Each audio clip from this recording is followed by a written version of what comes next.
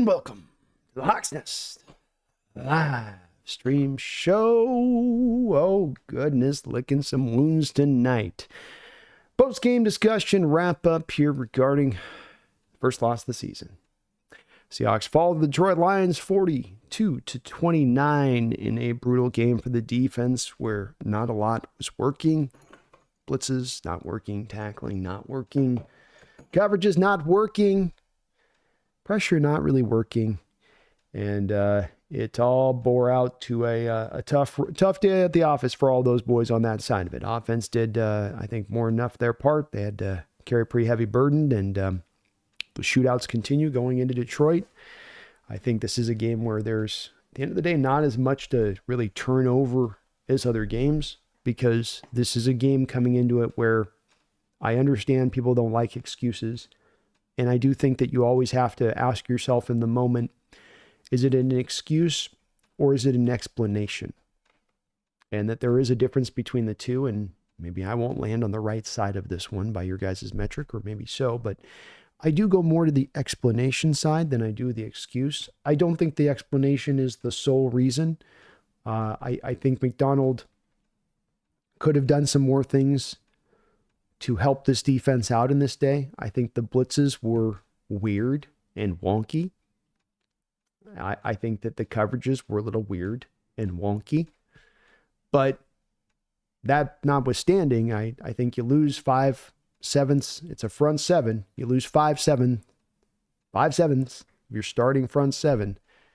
If I go across the league to most NFL teams and I say this is what you're going to have to deal with, regardless of the opponent they're dealing with, say nothing of an opponent who's a quality one, a playoff contender, maybe even a Super Bowl contender. I think most NFL teams, almost every single one of them to a man, would say, yeah, that's going to be a day where we're going to lose that game. So it's not, to me, an excuse. I'm not going to bury it all on that, where we can just take everything that comes out of this game and say, well, it's all at the doorstep here of the injuries to this defensive side of the ball. Detroit was also dealing with their share of injuries. Now, we had a worse situation, but there was some counterbalancing here. You can't just completely put it on that. And as I said, there's going to this defense, when you look upon the day, one of our big issues with Carroll in recent years is, okay, you're not stopping the run. Okay, you're not stopping the pass. Okay, you're not tackling. Okay, you're not manufacturing a lot for your defense. I understand there'll be tough days of the offense for you defensively, but hang your hat on something. Lions in the first half gave up a lot passing yards wise, but they were shoring up the defense, shoring up the run part of it, right? There was something that they could lean at least into on that. They created a turnover. Do at least something on the other counter side to it, other than just everything going wrong at once. There's a fire in every room, is how you felt a little bit with that defense. And so not an excuse, just an explanation from my part of it. Can't undersell the fact, too, that we're not the most injured team in football. You have a stack of injuries that are rearing themselves at a really unfortunate time where you have to play 3 games in 11 days.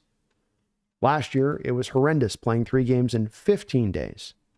Now you're going to cut 4 days off that and still try to play 3 of them. That is not easy to be done. This was going to require a little bit of acrobatics on the part of the Seahawks to be able to overcome it. And I don't think I've gotten the sense from Seahawks fans that there's any real panicking. I hope there would not be on this. I hope there would also not be they just exposed us for what we were. We're playing patty cake opponents, and now we had to play a legit one, and now we've been exposed. I think that also has an outlook here may be proven right. So I'm not going to kick you all the way out. Maybe we get to the end of the year and find that to be proven right. But I don't think that this game gives you the indication of that. It's not a good enough barometer for the conditions you were dealing with walking into it to arrive at that conclusion, in my opinion. But I'd like to see where the fans are at tonight. We're going to have a little bit of open discussion. I don't see a lot of reason to do a lot of unpacking in this game because, number one, there's not a lot of great stuff to talk about. Number two, I think the cause, as I say, to the explanation of the reasoning from my standpoint on this is pretty clear. And I don't know if there's a lot of reason to go into different potential avenues here to try to expand down that aren't really the real root of why you don't walk away with this game. And so we'll see where you guys stand on this, though, too. I don't want to draw ultimate conclusions on this about where you might be. Do me the favor, if you can, as you walk in today, folks, and hit that like button for me. I would really, really appreciate it. Your boy Alex, how you doing? Flag Sabbath says, all right. Get to catch a live stream on the way to work. Let's go. Well, it's a quick day of work there, Flag. Your boy Alex says, man, that game, our defense was just non-existent. It's a rough game, and non-existent is the good way to put it. And I don't know if McDonald was just having the wrong game plan applied, and he thought this was going to play out differently than it did. It just didn't seem like the coaching staff gave the defense a lot to work with in this one as well. The decision-making and approach was a little bit of a head scratcher at times in this one. So leaves you a little bit unsure at times on this one coming out. Like, where are we going with this one? Just a bit. Daniel, how you doing? Nicholas, what's up? Trey Osborne says K9. K9 have a hell of a day. And if defense gets some shade, got to give the offense a lot of flowers in this one. Geno Smith and Kenneth Walker, receiving core, for the most part, all did their part in this one to give us a chance to win this game. And Kenneth with one of the more spectacular runs you'll ever see, getting flipped over twice, still keeping his feet and getting the first down by doing so. Not just getting an empty flip over twice to get a yard or two extra, but to go get a first down. Offense fought their butt off today and did all they could. They try to, even maybe at times overextend themselves like the DK play where they're just trying to raise up and pick that defense up like they knew they probably had to in this one. And I think they did their part. Jack Maloney says, bring out the beer, fellas. That's right. GS's offense fought hard. I thought the refs sucked as usual. Yeah, I continue to be befuddled at times by referees and what is a call and what is not a call. And I don't think we lost this game because of the refs. But I also find myself walking away with about 4 or 5 plays where I go,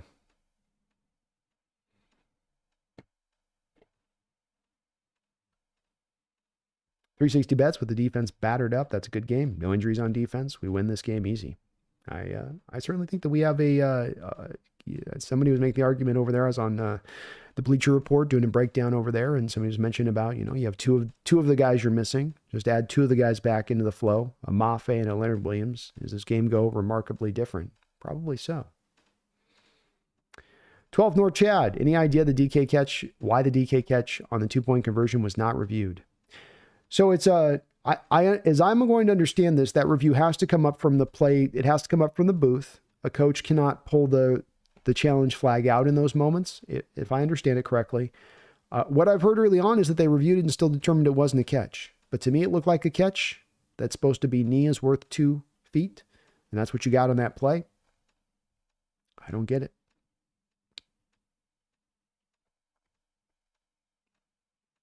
And yeah, 360 bets. I hated the call with the Lockett play. I was referencing it early on in the game where it's like, okay, you guys are going to let him play. Okay, make sure that stays consistent throughout the game. Let's get off the ticky-tack stuff then at that point. If that's as I say, I always love to, I think it's the great equivalent is to equate it to an umpire behind the plate in baseball. Umpires all have their different strike zones. This is why the Major League Baseball is going to move to the AI Autobots calling strikes and balls in football or in baseball, because the fact that they have the variance. But the variance is also set to the individual umpire. I like to call it wide. I like to call it high. I like to call it tight. Right? All those things. So you've got your 3 different ways of that. And they in this game seem to me, and the times with them, the referees, is it's not just sometimes about the calls, it's that this thing seems to be sliding all over, kind of the place on it. So, sorry, 1 second here.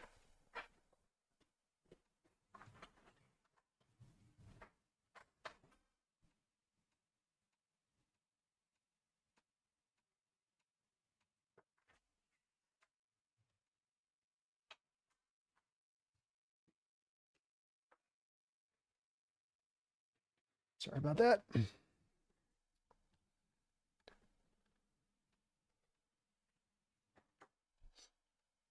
As Jamora Lions won their Super Bowl, shout out to them. Hey, congrats to the Lions. Played what hell of a game today. They took care of business. They handled it. We knew what they were going to try to do, and they were still able to get it done. DJ Jimenez, 38 first downs. That's the most of any single game in the last 10 seasons. It was pretty crazy, man. Not a lot of stops in this one. Not a lot of punting in this particular game. Hell, not even a lot of third downs. If you really want to get down to it, you only have 16 collective third downs in this game. So his team's getting the job done offensively and getting it done on first and second down. Yeah, Steve-O, we let Goff get off on that one, man. No excuses. He torched us up.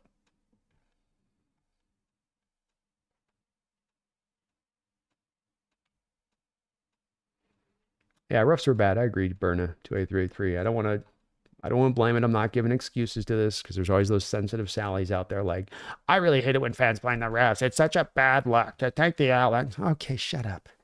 You know, it's like there's some, again on it.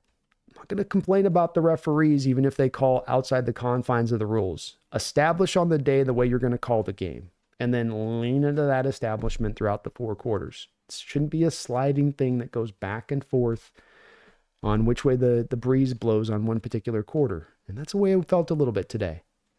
We're going to let him play. We're going to let him play. No, call it tight. Call it tight. Going to let him play. Going to let him play. Call it tight. Call it tight. Going to let him play. Going to play. Call it tight. Call it tight. That fluctuating thing just doesn't, I don't quite get it. And it comes back to the issues people have with referees in football is the arbitrary nature sometimes of the way they call stuff. This crew calls it this way, that call it, and then quarter by quarter it changes. There doesn't seem to be a fit way they want to do it. DJ says, I ain't even mad. Growing pains will happen throughout the process of growth. We're not there yet, but it's progress moving forward. Well said, DJ.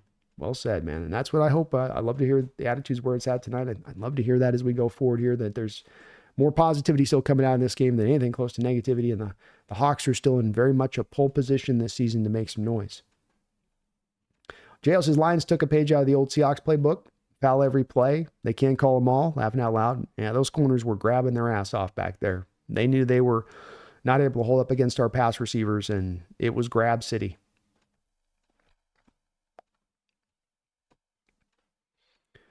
Ryan says, offensive mistakes unfortunately hampered a depleted defense and missing key vets in almost all defensive groups. I think it was a factor. Yeah, I think it was too, Ryan. Well said. Very well said.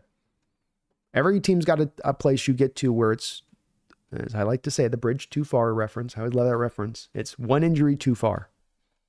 Every team reaches into that place of things. And you can have a positional group get decimated. You can be down 4/5 of your offensive line. And you have a non-functional offensive line. So you have a non-functional running game. So you have a non-functional passing attack. A non-functional offense with it. This can happen to NFL teams. It's the downside of having the restrictions of a 53-man roster. And you get to that point where you lose too many guys along the lines. Rams are suffering from this place with their receiving core right now.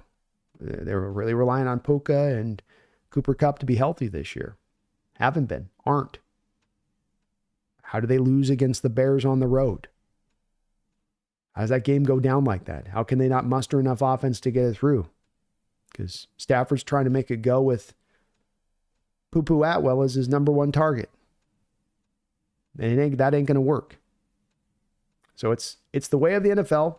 It's one that can frustrate fans, but it's also one that you go, oh, that's understandable, though, when it goes down that way. And I can, again, lean into that being an explanation rather than an excuse. And it makes sense. Flag says, sounds like we may face Drew Lock next Sunday. It's a real possibility. I've heard rumors of Giant players going to management and calling for a change to be made. Problem here with the Giants is that once you make this change, you're not going back to Daniel. So it's probably already in the works here of moving off of him this year, but after this year, but you want to make real certain with the investment they've made into him. And I probably would if I was them anyway on that. But I'm not sure if Locke's going to give them a lot better play if he's inserted in necessarily, especially playing on the road in Seattle first game. Probably going to be without Neighbors in that game. As Jamora, Goff was heavily outplayed by Geno, 18 of 18 for 292 yards. Now check the yak, laughing out loud. Yeah, Goff had an easier road to go through on this. He had a running game from the start to lean into. The play action was working with it because once the running game worked early on, and now you have to forge your commitment to stopping the run with extra players. Now the play action opens up all that stuff underneath. And you're right. Of 300 yards passing today, 250 is something, 250 I believe is like yak. Kevin O'Connell says, yo, like the video, everybody. Oh. Please do hit that like button. Whoops, didn't mean to hit that. Please do hit that like button if you could for me. I would really appreciate it. It helps the channel grow tremendously. Eric Michelet, what's up, man? It's good to see you in the house. Proud of our guys. I am too, man. You were in this in the fourth quarter, on the road, shorthanded. I don't feel too bad about that. Tough game. There's stuff to build on, but no one should be in freak out mode on this. And I don't think anybody is. It's great to see. Holy Hand Grenade. If we had just had 2 of our starters, I'd chalk it up to a 50-50 game. I agree. Jessica, we missed the big defensive linemen and pass rushers for sure. What I want to know is, where was Julian Love and Reek? They were non-factors, it seems. Didn't see him much out there. I think Reek wasn't tested a lot. I would reckon and guess, Jessica, that his targets are going to be pretty low. It was a lot of living in the middle of the field. I mean, if you look at Goff's pass chart, I think it's going to be, something like 90% of those balls in the middle of the field rather than to the outside and the edges, where you're more often, I think, going to find Woolen. But can't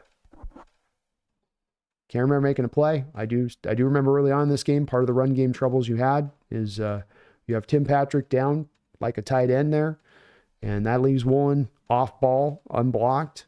As a tight end, he comes down and crushes down on Trevis Gibson, who's already taking on the tackle. And so he gets crunched. Now, Woolen should be pushing up at that point and being a forced defender in the run game. And instead, he lets the run come down and catch him downhill. So what he does is he sort of stands pat. He lets Patrick first get his initial hit on the defensive end, and then he peels down to Tariq. And Tariq's then catching the block downfield. And you go, buddy, you got to jump up there in that spot. It's one of those places I look to on them in the run game to be the guy that jump up now and be Johnny in the spot, pick up Gibson, because they shouldn't be able to cheat like that and get the double dip down on your defensive end. You got to be the guy to jump up there a little bit. Ryan says, I'll say I'm totally pessimistic after the, but I will say, offensive mistakes unfortunately hampered the play of defense, but I will say I'm not totally pessimistic after this loss of a turnaround. Yeah. Good to hear. Addison, there is some level of embarrassment, obviously. Goff didn't let the ball touch the ground, and he caught a touchdown on us and threw it for a touchdown. I just don't want to read too far into it with all those injuries. Me neither. Well said. King, very excited to see us versus the Niners now with our full complement of players. It will be a show. I hope so, man. We got some things to clean up and addition that, and hopefully those guys can get to that healthy state. Flex, it's going to be a long day. Lots of welding to get done. My bad. That sucks, man. Hang in there. Nick, props to the O-line for not dragging all our drives down with holding penalties. 9/10 of this game. 9 out of 10 game called by Grubb. Grubb was fantastic out there today. A very difficult measure of difficulty in this one for Grubb, and the offense had to be as kind of prolific as they would need to be to keep you in this, and I thought he did a good job with it. In the first half, you have no running game and still finding a way to move the ball, still finding a way even at the end with a 62-yard attempt by Myers to scroll your way back into that and steal a possession there at half. And they were fantastic. Creative play calls across the board. Really felt a little bit of some of that imagination that he brings to play in his play calling here. Getting DK in the slot, getting DK on drag routes, featuring DK with the targets. There's so much good to go off of with Grubb in this game. That is for sure. And you're right. Props to the O-line in this one. They played a very clean game overall. Gino was not under a ton of pressure considering the fact that through most of this game, the Lions pass rush could pin its ears back and really not worry much about the running game. That was a heavy factor here. So, that put those offensive line guys in even more peril, but they showed a cut up of Aiden Hutchinson in this game, and you saw Charles Cross controlling him. You saw Grubb using DK Metcalf as a chip blocker on one play, and he threw Aiden Hutchinson to the ground because Aiden wasn't even thinking there was any possibility that was going to happen. So good job of being creative, not letting Aiden be the guy that was going to destroy you on your pass protection. And Grubb, great game plan, great game called by him. Don says, we have to move to AI refs, don't we? Humans suck too much. Even with Major League Baseball, which you would think would be a quick and easy onboarding process, they've been very slow to bring on the AI refs. And I think it's going to be even quadruply harder to make it happen, Don, on the football field, because there are so many rules within the rule book that are arbitrary. When a ball goes foul in baseball, it's foul. A robot can make that determination. Holding as we saw today, just merely defensive holding in the secondary or pass interference. As arbitrary, official to official, game to game, quarter to quarter, drive to drive, as to what is called and what is not called. And there's too much arbitrary stuff in there for any AI to get it, because it's just not clear at this point to me. I've been watching football my whole life, and I still at this point on some of these calls, I'm like, what is really a flag? I see stuff that's like, that's got to be called. That's a call. No, it's not called. Okay, that one's being called. Okay, why?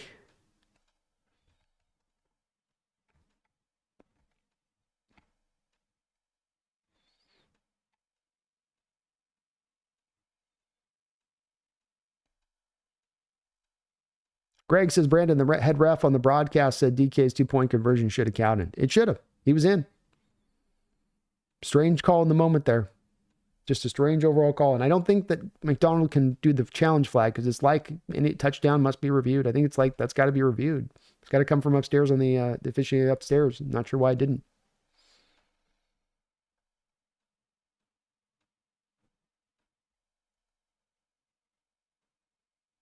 Best I'll be back against week 6 against the Niners. I don't care about the Giants.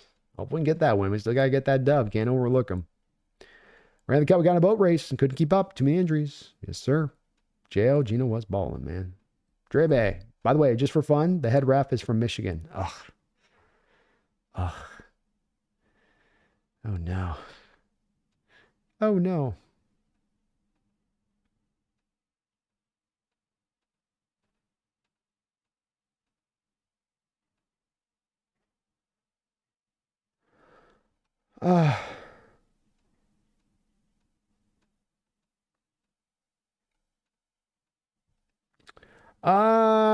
Newblags, Kurt Warner went off on the Tyler OPI on Twitter saying it shouldn't be an OPI. No, it shouldn't.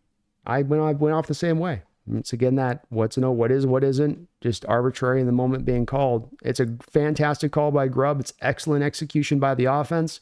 You're rolling in that moment. You're coming downhill, and the officials pull that whole drive to a stop. All that momentum goes to hell on that call. If you're going to make that call, you got to be sure.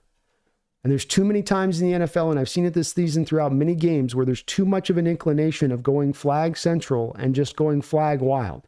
If it's got to get to the point that we've got to go through every single game and there's got to be 24 flags called, then the NFL needs to do something about better mandating the rules to be held to the letter of the law from these players. Because I just don't think it's in the best interest of the sport or the, entertainment value of the sport that, that goes on like that. So, yeah, I don't know. I don't know how to fix it. I doubt they're all that worried about fixing it, or if they even consider it an issue, but it does come up quite a bit. And it does get old on that, and especially that kind of play where the team was doing so good and they're fighting so hard and they're just Herculean effort, and here comes the official with something ticky-tack. Like I didn't complain the call like once before on DK on the holding penalty. Didn't complain on that. Said, okay, he's outside the show. I know what a flag is. If DK's out here on the shoulders, we talked about a couple weeks ago when DK was in here, that's not hold. Out here, okay. And so that was a good, fine call. But then coming back on that one's like, Adam's got some problem with me. He says, TheSeahawksNest, you wrong for not checking that so-called moderator. You sided with him, not understanding he came after my mother who has dementia. But I was silenced by you for somebody implying my mother sucks. I don't think that's how it boiled down or played out in the moment there. Adam, I know that there's sometimes this weird thing where we just can't help ourselves one way or another for things turning into some kind of drama within the chat.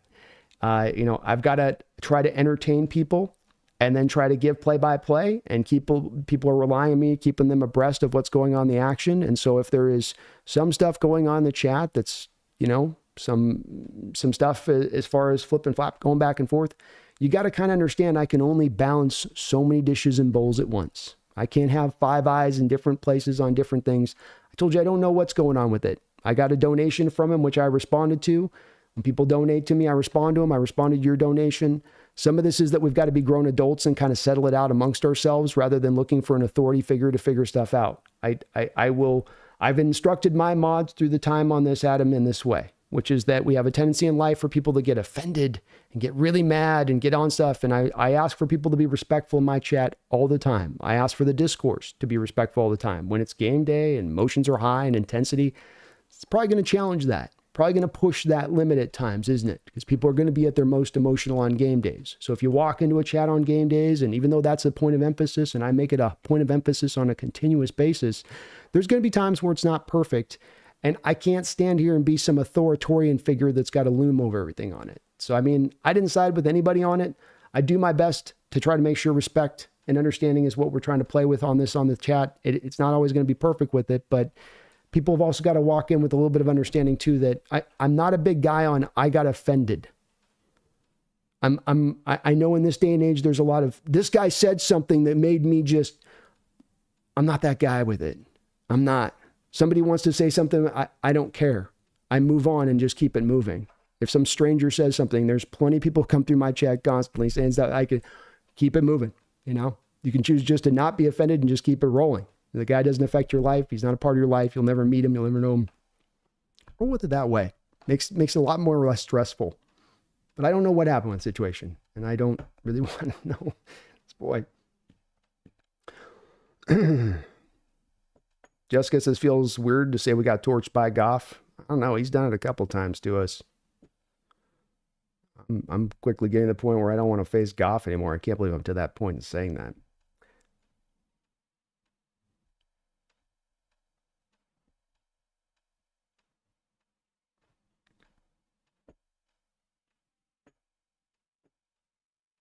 Yeah, Adam, I don't need you to tell me how to run my channel. I appreciate that you become offended and up in arms over something somebody else said that I have nothing to do with and said nothing. You're coming at me like I'm the one who said something. Again, coming down to it, folks, I'm different from a lot of people in this day and age. I understand getting offended and getting emotional about stuff and getting angry about stuff is something we want to drive to. And I'll get angry about stuff. But when it comes to words and things being said by words and things being said by words through a chat, Adam, many people will attest to it here. I say probably about 3 times over every single time I go to a live stream and I run 4 hours that I say, hey, let's be respectful. Let's be kind. If we're going to disagree, let's keep it on that level. I try to be a man of my words and act that way out. But if you're expecting perfection, I don't know what to tell you, buddy, because stuff's going to happen at times, as well as I don't know what you're wanting me to do there in that moment. I mean, to stop my live broadcast to play-by-play, to deal with your spat with somebody in my chat, is that what I should do?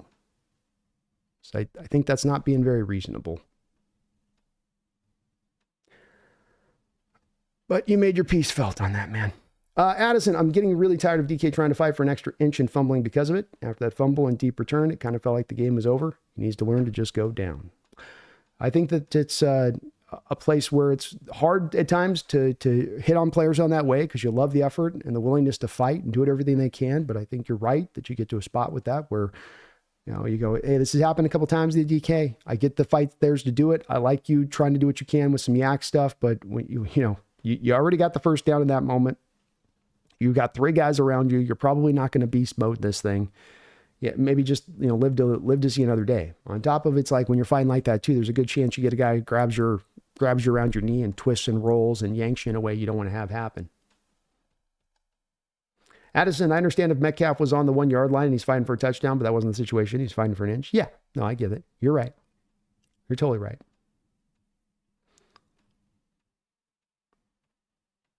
Hosanna Grade, we're going to hear it tomorrow at the roundtable.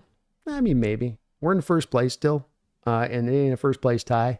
And what are they going to tell me? That we should have overcome Detroit with our defense down? I mean, it's going to be easy enough to ask all of them, I mean, Rams can't say nothing to me. You lost to Chicago, so I don't want to hear nothing from you. Cardinals got boat raced by Washington. I mean, completely boat race. What are you going to say to me, Washington, Cardinals? And Niners, okay, you beat the Patriots at home. And you're still dangerous, but what I can say every one of them. If I took 5/7 of your front 7 out, you beating every team in the league. How many of the teams in the league are you beating with 5/7 of your front 7 out and down to your third right tackle? I don't think I'm gonna get a lot of answers that we're gonna win that game, especially against a playoff contending team. But I'll take my medicine.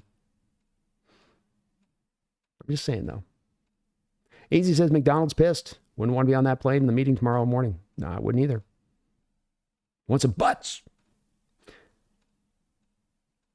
Hamza, what's up, B? And Chad, how's everything been? Got really busy lately. Hopefully I will be able to be tuning in more. I hope you are as well, Hamza. It's good to see you in the house, man.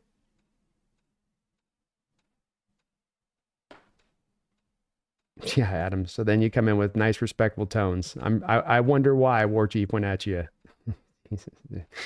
Oh, goodness, people on the internet. Will, that is the Cardinals and Rams lost too, so they don't have a leg to stand on. Exactly. What are they going to say? Jordan, Brandon, I hope you're prepared for the onslaught on the NFC Roundtable tomorrow. Those guys will be itching to call us frauds. I mean, they can, but again, that's where I can counter back to them. And what are they going to say? You know, Jesse, you lose Nick Bosa. You lose your number 2 rusher, which is right now Leonard Floyd. You lose both of your 2 starting defensive tackles. So Malik Collins out. And yes, you would have lost who they just did lose. Not Malik Collins, but the other guy, Hargrave. So you're down those 4 guys. And you're down one of your inside linebackers in addition. So it's like, do you still feel good that you're going to hold on good defensively? You're going to be just as stout or anywhere near as stout? You know, and maybe of the 3 teams, the NFC West, the Niners would have the strongest leg to stand on trying to make that case. But at the end of the day, too, it's like, look, no teams are going to hold up in that situation. And it's a silly argument if you're going to try to make it. I'm sure they'll try tomorrow. I'm prepared. Roy Froelich says, I'm proud of how our guys fought today. Me too, man. Me too. King Bomber Cardinals can talk all the S they want. They actually almost beat Detroit with a 3rd-string defense. Yeah, they did. They are still last in the division at the moment, though, too. Standard champion Detroit's first win on Seattle in 12 years. Woo, it's been a time. Took half our defense to be out to get that dub, and we still had multiple chances to steal the win from them. Laughing out loud, not even mad. Not even mad. Exactly.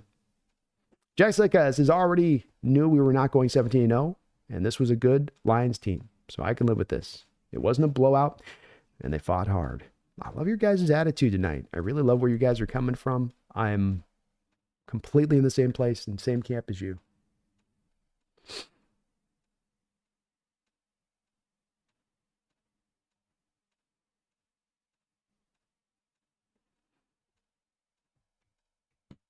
Yeah, the Rams guy lost the Bears. Now, I think he's going to be very quiet over there. Christian says Tariq wasn't tested. Julian Love got hurt. Julian Love did get hurt. And yeah, I didn't see a lot of targets over Woolen's way. SW Lions, Seattle's a legit team. Both teams were missing players, but Seattle certainly was missing some of their key players. Yeah. Jordan, ever since the Rams guy said Gino will be benched after 5 games, I can't take him seriously. First game, maybe I'll throw him off the path in the first question. Be like, so guys, does this mean Gino should be benched after this one? Just listen to the dead silence on the end of the question. Julian Love's got, not Jordan Love, but Julian Love King. It looks like something with the thigh. It's in the thigh range. Hopefully not the groin, but more just thigh. Thigh, but not groin. Hopefully. I'm behind on a few super chats here. Sorry about that. Eric Michelet, thank you for the $10 donation, Eric. I appreciate you for that. Thank you for that. I've never seen a Seahawks game like this. Defense looking lost, but the offense just creative, feisty, effective, and not giving up. Let's put it all together, boys. Can't wait to see the D bounce back. The Giants were hoping that they were going to catch us a little bit going, it's the Giants. We're going to be off our guard, lower down a little bit. We can just kind of hit the cruise control and glide through this one. You're not going to get that kind of Seahawks team this next week. I would imagine we are going to be tuned up and wanting to take it to this New York Giants team this next upcoming week. So I think you touch on a good point, which is that, you have a lot of new moving parts here, and that you saw a bit of really the really good spots of what this offense can give you here in the creativity, like you say, and how effective it was in this game. And we haven't yet seen a game where it's all come together. You hope down the line that you can get this team playing its best football by the end of the season. And you do kind of deduce that with these new coaches coming in and onboarding new systems, that you will be better week 15, 16, 17 in execution than you will be in week 4. We'll see where we are injury front wise, and that's going to be factoring, of course, but you will be in a better state on that side of it. So you should be playing better if the injury stuff does hold up better at that point. And I think that that's reasonable. I do. And I think that's buried a little bit there in your donation and what you're saying there, Eric. And you got a bit of the view of that from that offense today. We've already had some of the views of that from the defense recently. Now, as you say, just put it all together. You see how the plan can fully work if we can just get it all clicked into place. Well said on that part, Eric. And I'm glad to hear that you're sounding encouraged as well on your side of it. I appreciate the donation. Very, very kind of you as well on that side. Sanchez with a $5. Thank you, Sanchez. Every time the Lions got the ball, I had flashbacks of Bobby Ayala coming in to save the game. Yeah, I kind of felt that same way where even from the rip there, you just didn't feel, you got the one stop to kick things off and then everything just felt discombobulated right off moving forward. And you didn't just feel like there was any real resistance that you were supplying against that Lions offense through most of this game. They just kind of dog walked you. They did whatever they wanted to do. They want to go slow, they can go slow. They want to go fast, they go fast. They want to take a little shot down the field, it's going to be there, it's going to be successful. I mean, you let Goff have a perfect day.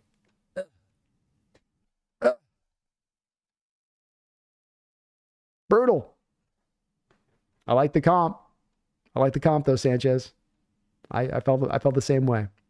Spec, thank you for subscribing to the channel, Spec. I really appreciate you. Welcome aboard the Hawks Nest, and thank you for jumping aboard. That's very, very helpful on your part. Addison Shelble with a $5 donation. I was kind of surprised that Ben Johnson had his way with Mike Macdonald like that today, especially with the way Macdonald shut down Detroit last season. Yeah, I would imagine, Addison, and it could be because of the fact that your personnel was in the shape it was in, that you're running into this game kind of light. But if we were to try to overlay the Baltimore Ravens defensive game plan against the Lions at home last year versus this game plan today, I don't think that they would look anywhere close to the same.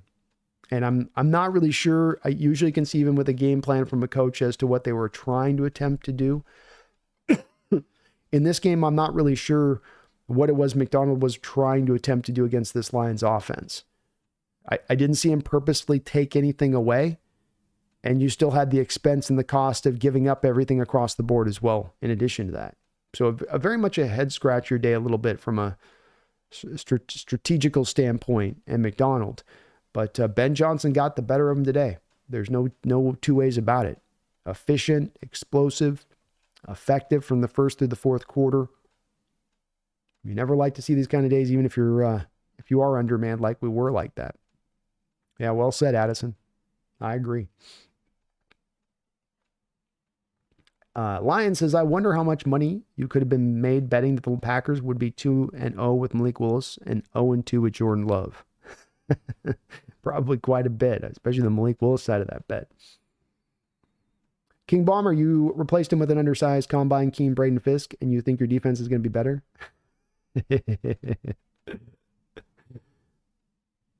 Nitro, if the cards guy talks anything bad about the Seahawks, that'd be funny. Yeah, both of them are like, I'm sure they're going to want to, but it's going to be very hard. Your Cardinal defense just got cut in half by a rookie quarterback.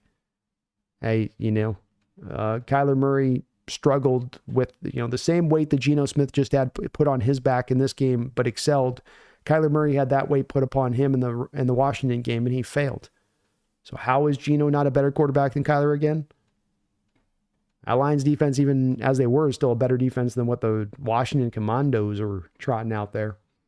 So it's both cases, it's going to be hard for either of them to really push much because they're both kind of sitting on their own much larger issue at play than what we're dealing with.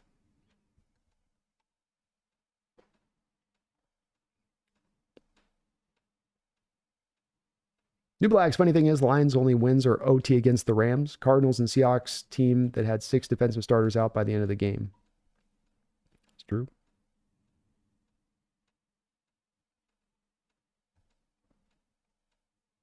Yeah, Adam, I mean, you're not helping your case, man. I tried to have a reasonable discussion with you on it, but now you're kind of showing your ass, aren't you? So it's like, I don't think you see me crying. I'm trying to explain to you how I run my channel, and you don't want to seem to listen to it, but I can kind of see now where War Chief may have started to go off the rails with you, because it's like that attitude just instantly starts to shut down conversation, which again, I come back around to what this channel's about, what we're trying to do. It's like, not taking your bait, my guy. I'm glad you're feeling a way about it. And I tried to address it and tried to address you like an adult. Now you're going to slide into acting like a child. So wish you the best of luck with that. Go spin on it. Sean Edwards played with house money and lost, so it goes. Seahawks still good, but need to get healthy. Geno continues to show his quality. Amen, brother. Amen. Yeah, tough to lose on this one, but still a lot more to feel encouraged off than down on. Lions says DK's a top 5 receiver in the league. He always gives the Lions troubles. He's been pretty good against you guys today, and had another pretty good game today. Some really nice moments in this game. It wasn't a pure performance, but it was by far he's a game changer out there, that's for sure. Jack says, who gives a crap what the media will say? Or these other trolls talking trash. Whatever I know, we're good. You know they're good. We played like S today. It happens. Amen. Amen. Well said. Very well said.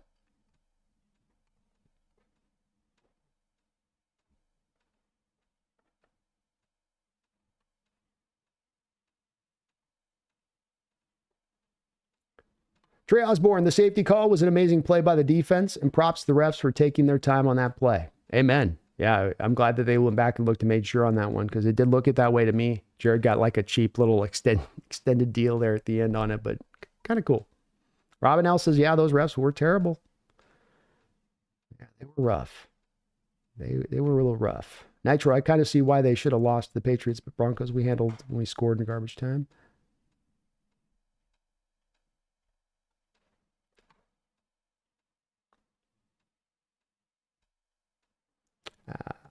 Alpha is bad as balloons. Barner was maybe the best player on offense outside of Geno. Amazing blocking and also some extremely good yak plays. Super excited for his future. Yeah, love that route too as a base conceptual route in your playbook. Under center Geno, 2 tight end set. You run the play action on kind of an outside zone to the running back. You roll Geno back to the strong side. He's rolling to his right, the strong side to his right there. You have that tight end from the left, come back to the right on kind of a drag route. It's almost always open. It's almost always there for 4 or 5 yards. They scored a touchdown on it. They came back to it later in the game. He was able to get up the field, did a little bit of a hurdle maneuver where he wasn't hurting, he wasn't jumping over anybody, but got caught. But still a great play by his part, and he's been coming along strong. I agree. He's been coming along really, really strong for us and looking better and better. Love the pick of time. Love it all the more so right now.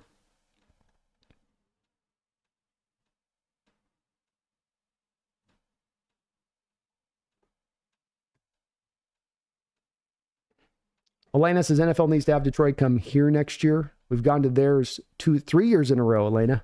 3. Lion Syndicate in the house. What's up, Lion Syndicate? Well played on your part today, man. You guys got the dub. You made it happen, man. That was an impressive performance. We were undermanned, but you guys, no excuses given. I mean, I consider your explanation, but it's also you guys won the game clean, man. You took it to us. Thank you for coming on last week, too, and doing the Behind Enemy Lines. I really do appreciate it.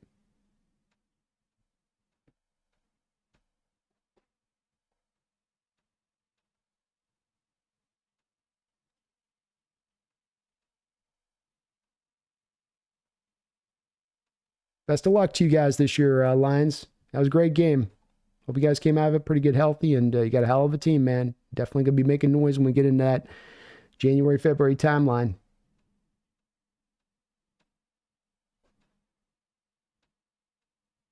Good morning, football breakdowns. Good game, though. We're a strong team. Offense can be explosive. Defense needs some work, but injuries definitely doesn't help.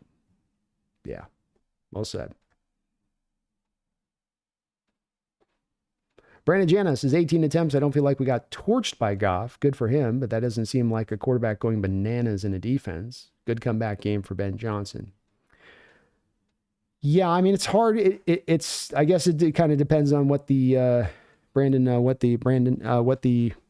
measurement stick would be for kind of, going bananas, because, he got to almost 300 yards passing on those attempts in addition to that. So he was getting a real good yard per attempt on those attempts, and he was perfect on the day.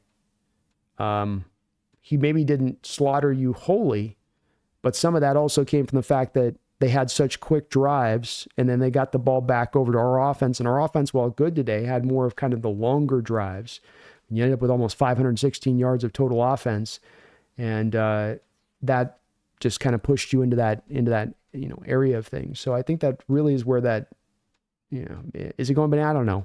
But it's definitely a great day. I mean, it's definitely maybe one of the best days of his pro career. He's going to look back at that and I think point to this kind of day and say, that was a good one. That was one of my best. And hard not to point it in that way like that. But he had a run game too.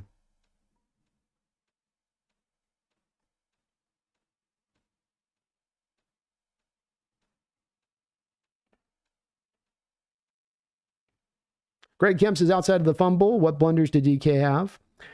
I don't know if it's for sure on this one. Somebody said to me on the live that the outside throw where there was a little bit of on the line potential DPI by Carlton Davis that didn't go called, wasn't pushing for it to be called, not saying it had to have been called, but it was a play that people said bounced off DK's hands there where he had a potential to catch it. I don't know on that one. He had a holding call later on in the game that was a legitimate holding call where his hands are on the outside of the jersey. That's going to be called every time.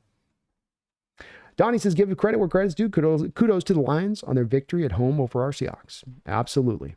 Legit team. Deserved the win today. They took it to us. No excuses given on that front. Tony Borges. Good to see you, man. Tony says, what's this roundtable I keep hearing about? I'm doing an NFC West roundtable now on Tuesdays. So I go over there and it's NFC West roundtable if you search it on YouTube.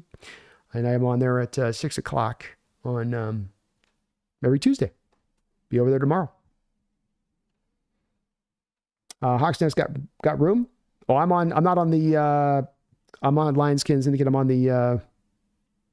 I'm broadcasting through Streamlabs, not StreamYard right now.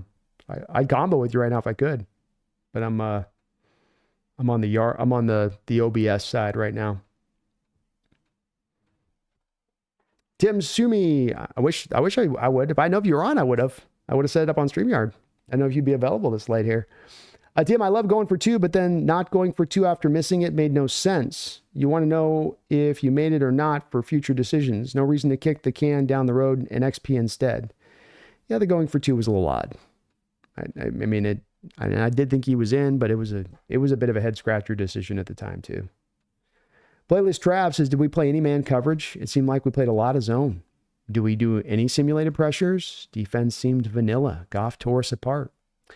Didn't look like it to me. I obviously have to go back and look at the All-22 to be sure on this kind of stuff because it's always hard to necessarily catch it live, but it looked to my eyes a little bit like it seems to have looked to your eyes, Trav, that it was a little bit vanilla on the defense today. You weren't doing a lot of simulated pressures. The blitz packages were quite frankly kind of uninspiring and kind of redundant. I mean, it was just Witherspoon coming off the edge time and time again was basically what you were going to run. I don't think you ran a lot of man coverage. And the play where you got beat on Jamison Williams, you're in zone. And I would reckon to guess that they played a whole hell of a lot more zone today than man. And when we come back to Witherspoon, we drafted Witherspoon at the time, and you had a choice between Witherspoon and Gonzalez. And I said, okay, you like to run zone, so you go Gonzalez. The team drafted Witherspoon. And I said, I love the pick of Witherspoon. Take Witherspoon number 5. He is better than Gonzalez. He is. But if you're going to take Witherspoon, then you've got to use Witherspoon in man coverage situations to get the most out of him. He can play some zone, but he's a man coverage corner. That is what he does best. And the old coaching staff didn't use him in that way. I'm still not completely sure that the new coaching staff is using him in that way all the way. He's not been bad in this way, and I think they've done a lot of man in other games, but for some reason in this game, they didn't want to go that way. I am a part of that round table for sure on that side of it.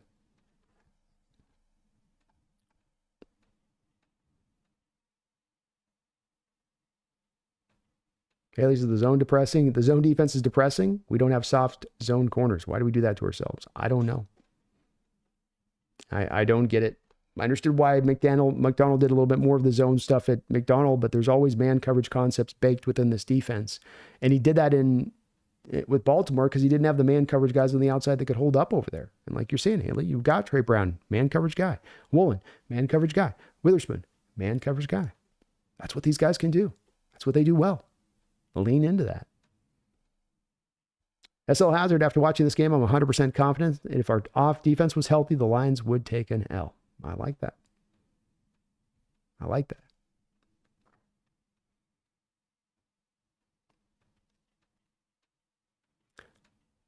And I totally would, Lion Syndicate, if I could. The only thing is I'd have to shut the stream down to do over and bounce the collab right now with the, I wish they'd let you do a dual stream option here in StreamYard. Or Streamlabs, sorry. My OBS thing. Oh, I'm behind a couple of donos, my bad. Nice program.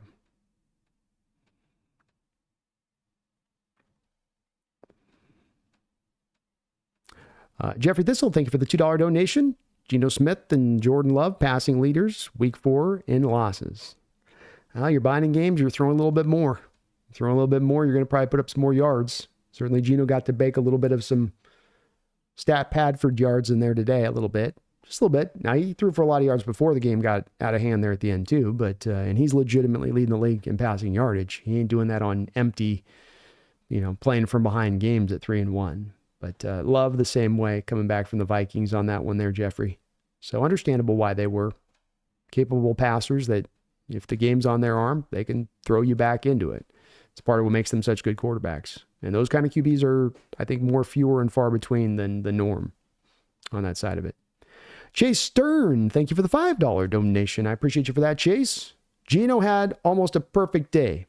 A shame it was wasted. Also, did you see that one corner who kept committing PIs and then getting ticked when called? There was a couple of corners for the Lions got into that place. But yeah, I think you're referencing Terry and Arnold. I think he got called for 3 PIs in this game or holding calls in this game. It's a little bit of with him why I didn't like him coming out. You can all remember this with my scouting report on Terry and Arnold and taking a very close look at him because he was in that place of being potentially on the board there for your Hawks as a guy they would go and grab. And I just thought that he was a bit topped out as a player, number one. I know he's young, but he just feels topped out as a player. And then number 2, I don't like how he has to hold and clutch and grab. And you get away with that in college, but you don't get away with that in the pros. And he was a guy heavily reliant on holding and pulling and ripping and tolling and pulling and tearing and pulling and tearing. And I again saw that again today. I mean, he's got a hug move he does that's just kind of weird. Where it's like, how you think that's not going to get called? You're wrapping your hands all around the guy as he's running a route. But yes, then he would have a lot of, what? You hugged him. Hug. I was going for the ball. They didn't throw the ball that way there. Oh, well, all right, whatever. A little bit like that. I think Carlton Davis was doing a little bit of that stuff, though, too. It's like, you're doing, Carlton. Come on. I understand it's a handful. DK's a lot. But come on. You know what you're doing. Over there trying to extra talk to the referee after a couple plays. Eric Michelet with another $10 donation. Thank you for that, Eric. I really appreciate you for that dono. I truly believe if Boye, Nwosu, Murphy, and Williams are on that list, Goff is under pressure and isn't perfect. He thrives on clean pockets, and if we see them again in the NFC Championship game, it's on. Let's go, Eric. I love that, man. Thank you for the donation. And yes, I think that if you're playing them with 2 of these guys into the ranks, it's a bit of a different game. Does their offense still have some success on us? Yes. Is their offense able to dog walk us up the field every single drive? No, I don't think that does occur. And a couple game-changing plays like that, getting him a little bit more uncomfortable. He really is a quarterback that maybe as much as any QB in this sport relies on having that clean pocket. And if you give it to him, he can be very successful from within it. He is as capable of cutting you apart as any quarterback in the sport if you give him that clean pocket on a consistent basis. And that's what we did today. And the longer it went that he felt more comfortable in that pocket, the more he's willing to go through his reads, the more he started to get almost improvisation Goff. I didn't even know that Goff existed. He's out there, working off script, using mobility at times a little bit. I'm not saying he's out there running around like Vic, but doing more than he should. And that's part and parcel, I think, because that he didn't feel hindered by this Hawks defense in the least. And you start out, you're able to run the ball. Defense is already trying to gear up to stop the run. Oh, now we're giving up running plays. In addition to that, now we got to really gear up. Now the play action starts to work, and now he's feeling really good.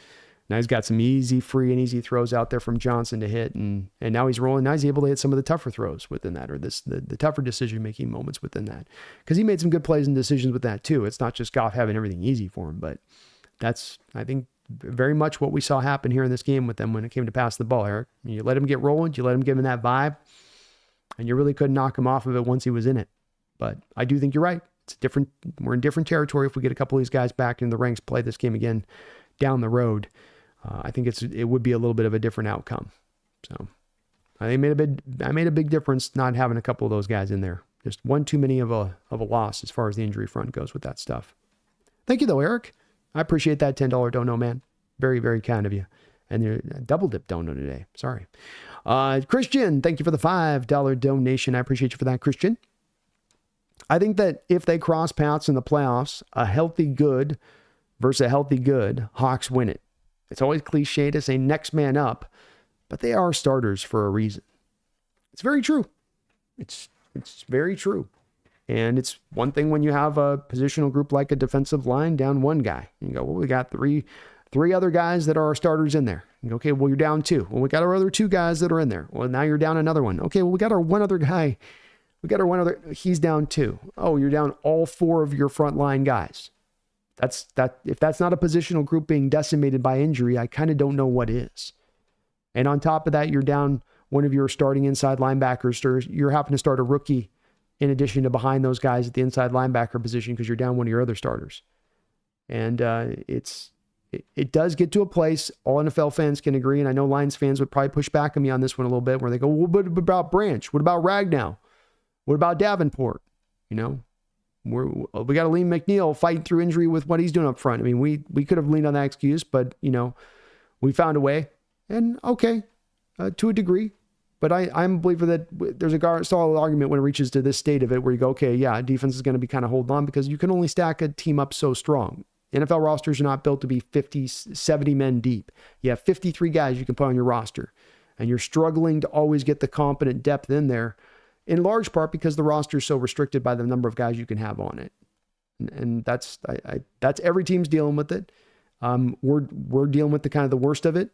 Some of that being just because the extra layer of this being the 3 games in 11 days. 3 games in 11 days. You had guys that could have even have played in this game, but you're going, look, if not only are they kind of on the line with the injury front, but we wouldn't mind the opportunity here to maybe rest them in this game, considering we've got so many of these games on coming up, especially the more important game happening in a little over a week from now against the San Francisco 49ers. Well said on your part, Christian, and I agree with you. Radu Turkan, thank you for the $2 donation, Radu. Radu actually double dipping with a $5 as well. He says the defense got effing cooked. Indeed. 7.8 is the average per play of yardage from the Detroit Lions. They were almost averaging a first down every play. First down. I was mentioning earlier in this that they didn't even have to be great on third downs. They were pretty good, 50%, 3 of 6, but only in 6 third downs throughout the whole course of the game. You know, they were getting the job done on first, getting the job done on second down. If they wanted to run inside against you, they made that happen. If they wanted to throw anywhere over the middle of the field, they made that happen. If they wanted to push the ball a little up the field, they made that happen. Yeah, effing cooked is probably a pretty accurate way to summarize it. Radu says, I don't mind Geno throwing 40 to 45 times a game. Seems like to me, our offense thrives on more pass game, which kind of also sets up the run and play action. I don't have as much issue with it as well for the most part. I mean, the thing I would go to a little bit with the Radu is I'd say you held up well with pass protection today. In fact, this might be our best day from a pass protection standpoint collectively than any of the first other games we played so far this year. But that's a little bit of the worry for me with that is that, you know, when you get to that many pass attempts and you have a little bit of struggles in pass protection, then it starts to have some ugly moments, interceptions, fumbles from Geno and whatnot with that. Now, if you can keep them clean like they did today, to your point, I don't have any problem with the high volume of passing attempts on that side of it, especially if you're running into that kind of consistent issue that we're sort of seeing early on this year, which is that you're not really able to run the ball early in the game. For whatever reason, might be a play. Maybe Grubb's kind of feeling it out a little bit, seeing what the defense is doing, but you're just not quite early in the game able to do as much running. So gotta lean into what you do great and what this team does maybe at its best above all else, beyond defense, beyond what they have at running backs, is that they throw the ball. That's the best thing they do. So leaning into what you do best, Radu, I agree, is a pretty smart way to go as far as the football team goes. And He made it work today here for the most part, especially if DK doesn't get that fumble early on. I mean, you might be just running step for step with this Detroit team throughout that whole first half into the second half there, So it's, I'm not against it either. And Gino's shown he's able to do it with his level of control and his level of safety with the position. Even today, no interceptions, maybe like one close call down there to Anzoli, but it was really close calls were only coming once you're having to really press at the end and extend outside of yourself to try to, because you knew you need to get some points. It was desperation time at that point. Well said though, Radu. Well said on both accounts. And thank you for that double dip donation, brother. Long live the king. Thank you for the $5 donation. He says, does it feel like JSN might not be as dominant at his draft as his draft position? Does he need DK to thrive? Or am I too quickly judging?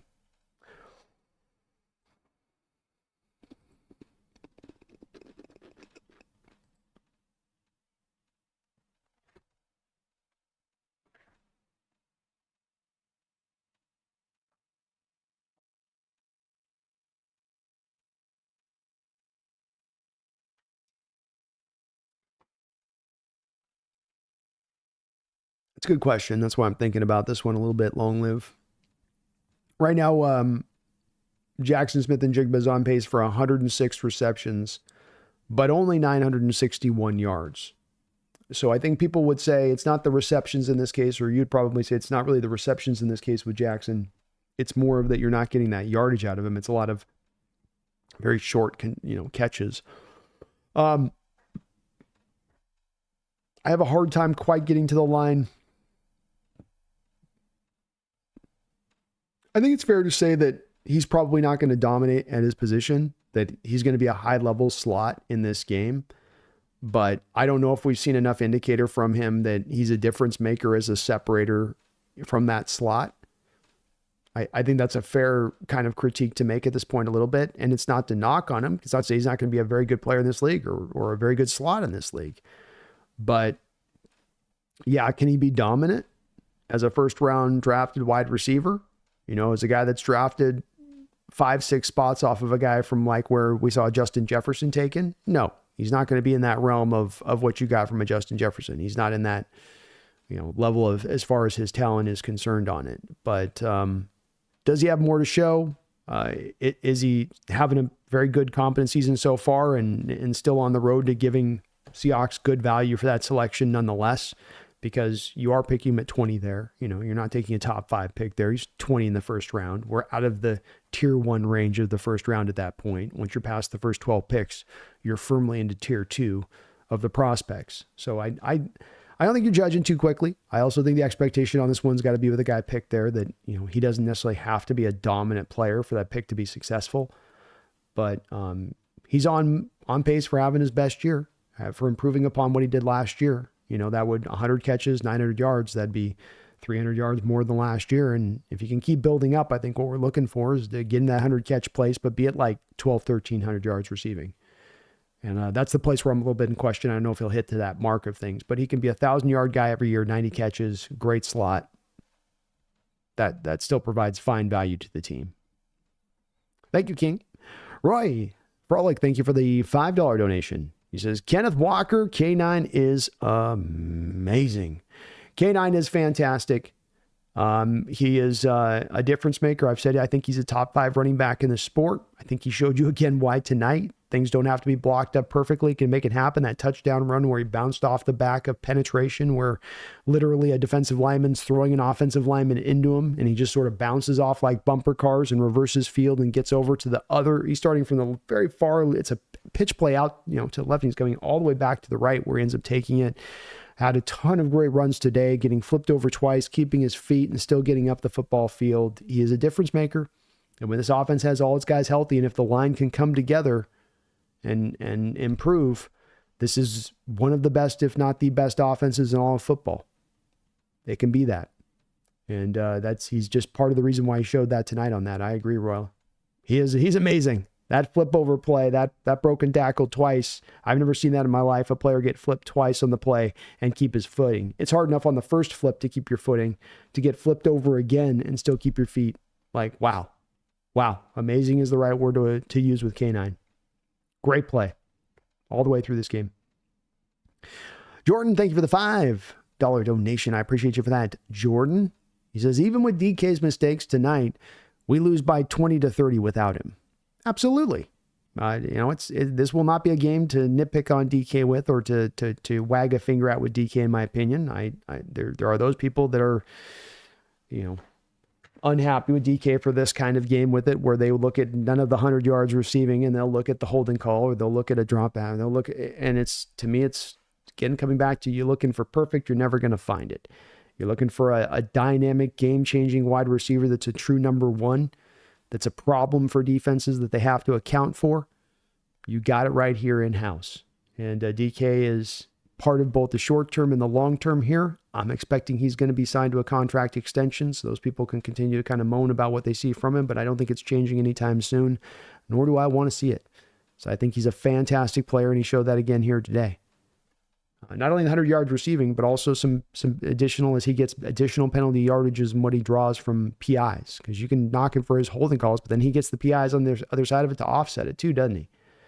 So, yeah, I agree. I don't think you're as close in this game, or anywhere near as close in this game, without DK Metcalf. Well said, Jordan. Very well said. Radu, man, thank you for the third donut tonight. Appreciate you for that support, brother. Very, very kind of you. You guys allow me to do this, and I really appreciate you guys with this support and these donations. This is what lets me do this late into the night, not have to get up for a 8 a.m. gig and grind it out the next day. I thank you guys for that. Radu says, I don't think our line was so great today. Gino is elite at his pocket mobility and detecting pressure. To my eye, Gino could have been sacked 3 to 5 plus times in the game. I don't think you're wrong. So I don't think you're wrong at all on that, and that there were definitely those moments of, bad pressures, Gino, bailing out the team at times with the bad pressures that were in there. I think it's the context for me on this one, Radu, where he's got 56 dropbacks. So 56 dropbacks to me. He ends up on the game with 9 quarterback hits and 3 sacks. So, is it a good amount of hits? It's definitely a good amount of collective total hits. Were those bad moments where it's quick pressure in addition to that, where you're really giving Gino no chance to win there, where the pressure's right there in his face, and Gino's a lot of times making great decisions to get around it, like you say, using his legs at times. Yes, that stuff's totally true with it. I think this also comes from a place though also of, when you get to 56 attempts, you're gonna see the quarterback hits dial out just by the sheer number of extra volume, number of throws that you have on the books.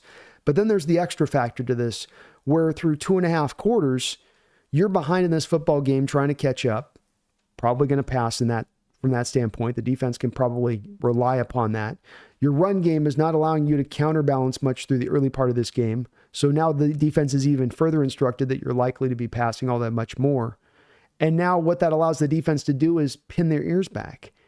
And I think when you do get a defense to that place of you've got to drop back on every attempt, you're not going to run the ball, there's no threat to run the ball, you're behind in the football game, and now we as a defense know that, and we can just run like a bat out of hell, come off that snap every time, not worrying about the run game at all. I think that then does put the offensive line in that extra pickle. It's like our job's already hard in pass protection, and now you're adding a little bit of an extra difficulty on it. It's like you've turned the difficulty setting up another extra notch. I feel like a bit on that. So I do think there were those moments, Radu. I do. I don't want to make it undersell like they weren't there. They were there, but 56 passing attempts and a defense that knew for most of this game that they didn't really have to worry about the running game. I think that's what you're going to get. I think the NFL defenses, if you don't make them play honest, it can start to seem like an avalanche real quick. And it felt like as that game went along too, the pressure started mounting more and more as they knew more and more we weren't really going to be able to kind of run the ball. But definitely, Gino, let's not undersell the part that you also put up in this. Gino is elite, his pocket mobility and detecting pressure. Very, very good on that stance. His feel in the pocket, his moving and evading, one of the most underrated parts of his game. And we've seen it on such wide display over the past couple of years, Radu, haven't we? Because the pass protection has been so miserable so consistently. Thank you, though, man. Appreciate the donation and very well said on your part. Catalyst, thanks for the $5 donation. Catalyst. Thought the offense was great today. The rushing defense was not good, and we couldn't get to Goff at all, especially on play action. Let's get healthy. So the brutal part about play action is they say play action works even when the running game isn't working. But what happens when the running game is working? Well, if it already kind of works when the running game isn't working, probably really works when the running game is working. And I think the Hawks, as we got to the different steps of this game, step 1, you start up, you're getting gashed in the running game. Step 2 is Goff working off the play action and you still trying to stop that run that's now not a run but play action, and you've got gaping wide holes in your zone coverage, and Goff is able to pick you apart with nice bat wide windows, passing windows for days in this game. And that is what happened, I think. And that's where you come in the game and you're already amping up to stop the run, and then you give up the runs and you go, man, we're already amped up to stop it. Now we have to really amp up to stop it. And you're going to leave something else exposed at that point. You're putting probably too much concentration into making sure that you're hemming up that running game.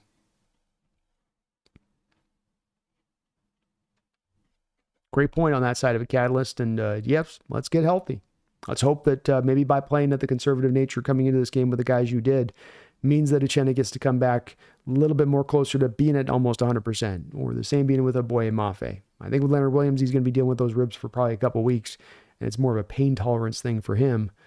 But hopefully these guys can get back in the fold and get right and get this thing turned around, Catalyst. Thank you for the $5 donation. I appreciate you for that. Very kind of you. SL Hazard, what scheme would you come up with using backups and practice squad players against the best O-line in the league? That might be for somebody else in the chat. I don't know if that's for me on that SL. You might be speaking to somebody else on that. My keys coming to this game, I could show them right here again now. I mean, I think I would ask you guys as far as, what was my game plan? Stack the box, play with house money, meaning being willing to blitz, being willing to play it a little bit, loose and free a bit in what you were doing from an attacking defensive standpoint. Trust your lockdown corners. Use a 3-4 lean on your defense in order to stop that running game a little bit more thoroughly. Let the blitz flow like a mountain stream. Grubb, don't get greedy, which I don't think he got greedy in this game. I think he did his part, but that was the only one of those. If you're talking about the game plan I would have implemented, that was the only part of the game plan that I presented to you guys yesterday that was implemented. It was only what Grubb did. I didn't see a lot of stacked boxes. I saw a little bit of 3-4, but a lot of sliding back to the 4-man fronts, which then got cashed in the running game. I didn't see a heavy amount of blitzing. You came into this game 22nd in the league in blitzing. I think you're going to be about that same spot coming out of it. And it's inexplicable. I do think, to your point, SL Hazard, you could have brought out the most beautiful of well-constructed game plans, and you might have still fallen short because you just didn't have enough bullets in the gun. I think that is also fair. Spec, JL says, if my dad ever sees Bobby Ayala, it's on site. Spec, was going to be a tough game considering how talented the Lions are, but also the injuries we had. Definitely a learning curve, but I'm not tripping. Let's get healthy and bounce back. Let's go. I love the attitude tonight. I love the positivity. Tony, McDonald usually really good at making halftime adjustments, but nothing worked tonight. Nope. No twists of the screw this eve. 3 hour, even though Spoon might have got concussed, hit his head hard as hell on the turf. He did. Hell, that hit he had on the collision between him and the other guy there, where he came up and just bounced off of Montgomery. Man, that looked brutal. Brandon says, Gino crushed it. Did anyone think that was legit OPI on Lockett on the 4th and 3? The hell, man. Refs. Hawks kept it close despite the lopsided context. AKA missing our entire starting defensive line. Yeah, exactly. No, I don't think anybody thought that was a PI. I think that everyone's kind of like, that's BS. Right? No, brutal call in the moment there, especially the offense really just rolling and cooking. Will says, I'm guessing it's because the backups haven't gotten down McDonald's defensive concepts yet, so it was more vanilla. Great explanation, man. Very good explanation on that. Underrated there on that one. Yeah, absolutely possible. 3 hours says, yeah, the refs were horrible on both sides. Maybe worse for us, but they were horrible. Bad OPI call, missed DPI on DK in the end zone. The DPI on Bobo wasn't DPI. Yeah, it's just bad officiating. It's, as you say, it may have been a little more slanted to us. It's not to lean on it as an excuse or to say that that's any kind of the reason why we lost the game at all. It's just, it does seem like sometimes a weekly occurrence that we're coming back and just horribly officiated games. Something they often end up pointing to.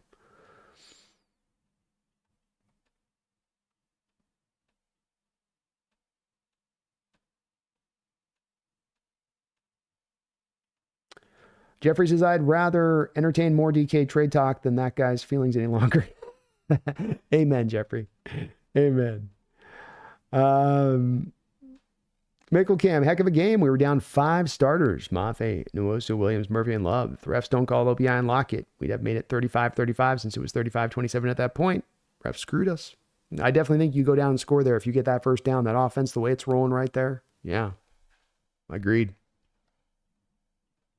Horrible call in that moment. So it's just a call again. If refs have a great game like that, it's back and forth, let the players decide it. Call it if it's egregious, but make sure that you're coming back on it going, it's egregious. It's not one that takes us talking it over. It's not one that we go back to and look at the replay and go, ooh, yeah, I got a little touchy on that one. You should be drawing to the other side of the line on that, letting them go. Tim says the Witherspoon failed tackle was ridiculous. So happy when he popped right back up. I assumed he slipped. Don't know how else he got dumpstered like that. Well, Montgomery's a big dude. He's underrated. He's a stout built guy. And, Witherspoon is at the end of the day 185 pounds, soaking wet. So, he came up to put the collision. I don't think he was locked in for the collision. It kind of like he got caught by the collision a little bit early. It's like 2 guys going for the punch, and one guy gets the punch in just a little bit quicker before the other guy can loop his in there. It's a little bit how it kind of felt.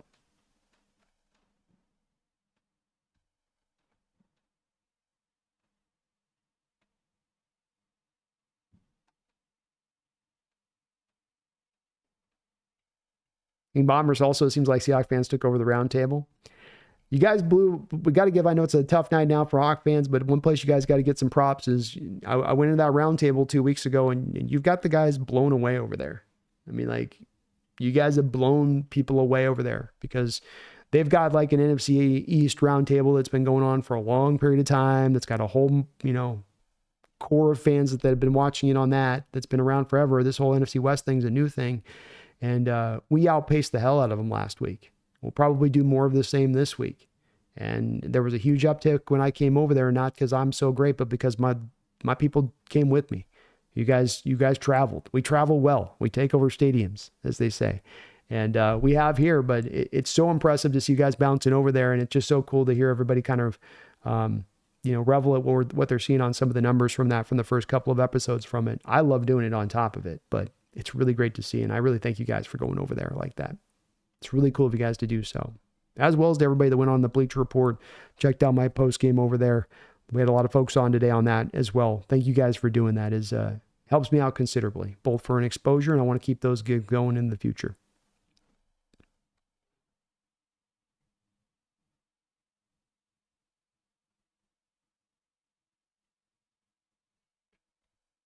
Jordan says the going for 2 would have made it so we could get 2 field goals. The theory was if we could have stopped them and give us opportunities to not have to get touchdowns every drive. I'm okay with it. That's a play where I don't mind the aggressiveness there on it necessarily. I'm not mad at it as a decision there,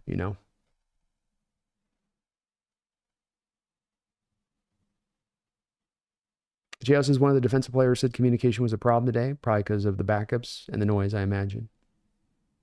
Neither probably helped. Yeah, that's probably true. Tim says, yeah, to be clear, I like the first go for 2. Did not like the lack of challenge, but scoring again and just taking the XP to make it 8 instead of just going for 2 again was baffling. Yeah, I probably would have gone for 2 at that point. Yeah, on that secondary point, just do it at that point and go. Because then it better instructs you on your tactics going through the rest of the game. Good morning, football. It says, but Mike will fix it. He's not the type to leave the defense the same. I agree with that. Yeah, I'd love to get the Lions in to get on if I could here, but I'm not on. I usually use StreamYard when I do the cross broadcasts, and I like to do my OBS when I'm on the other because the video quality is better through the OBS than StreamYard. SL Hazard, DK's getting the Cam Newton treatment from the refs. Yeah, they're definitely not. They're not very fair with him. He's targeted. You see that. I don't really get it. It's lame.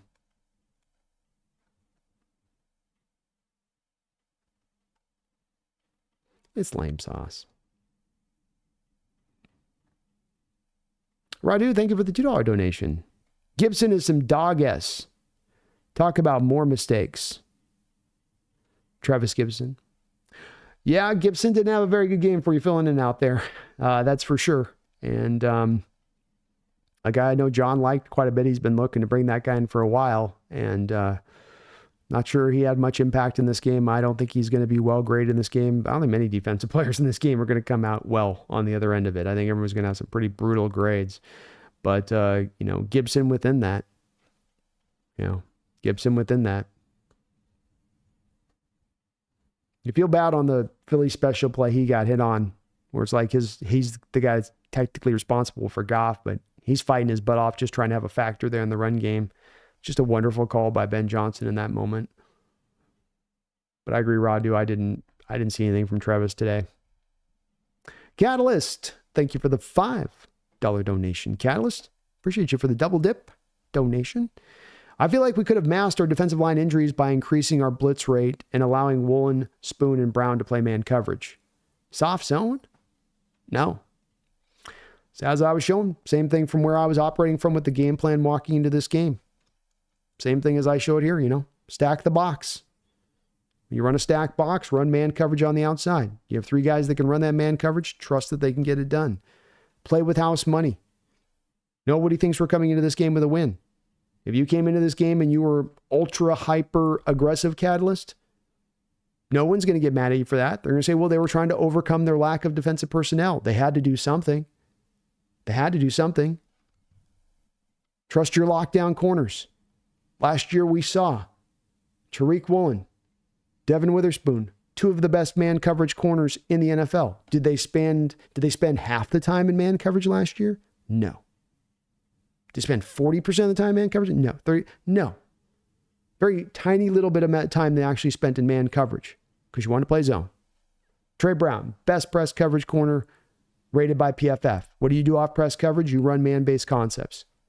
The door's right there to take advantage of running more man-based concepts. You're shorthanded on the defensive line. You're not shorthanded at the secondary. Yeah, you didn't really do that in this game.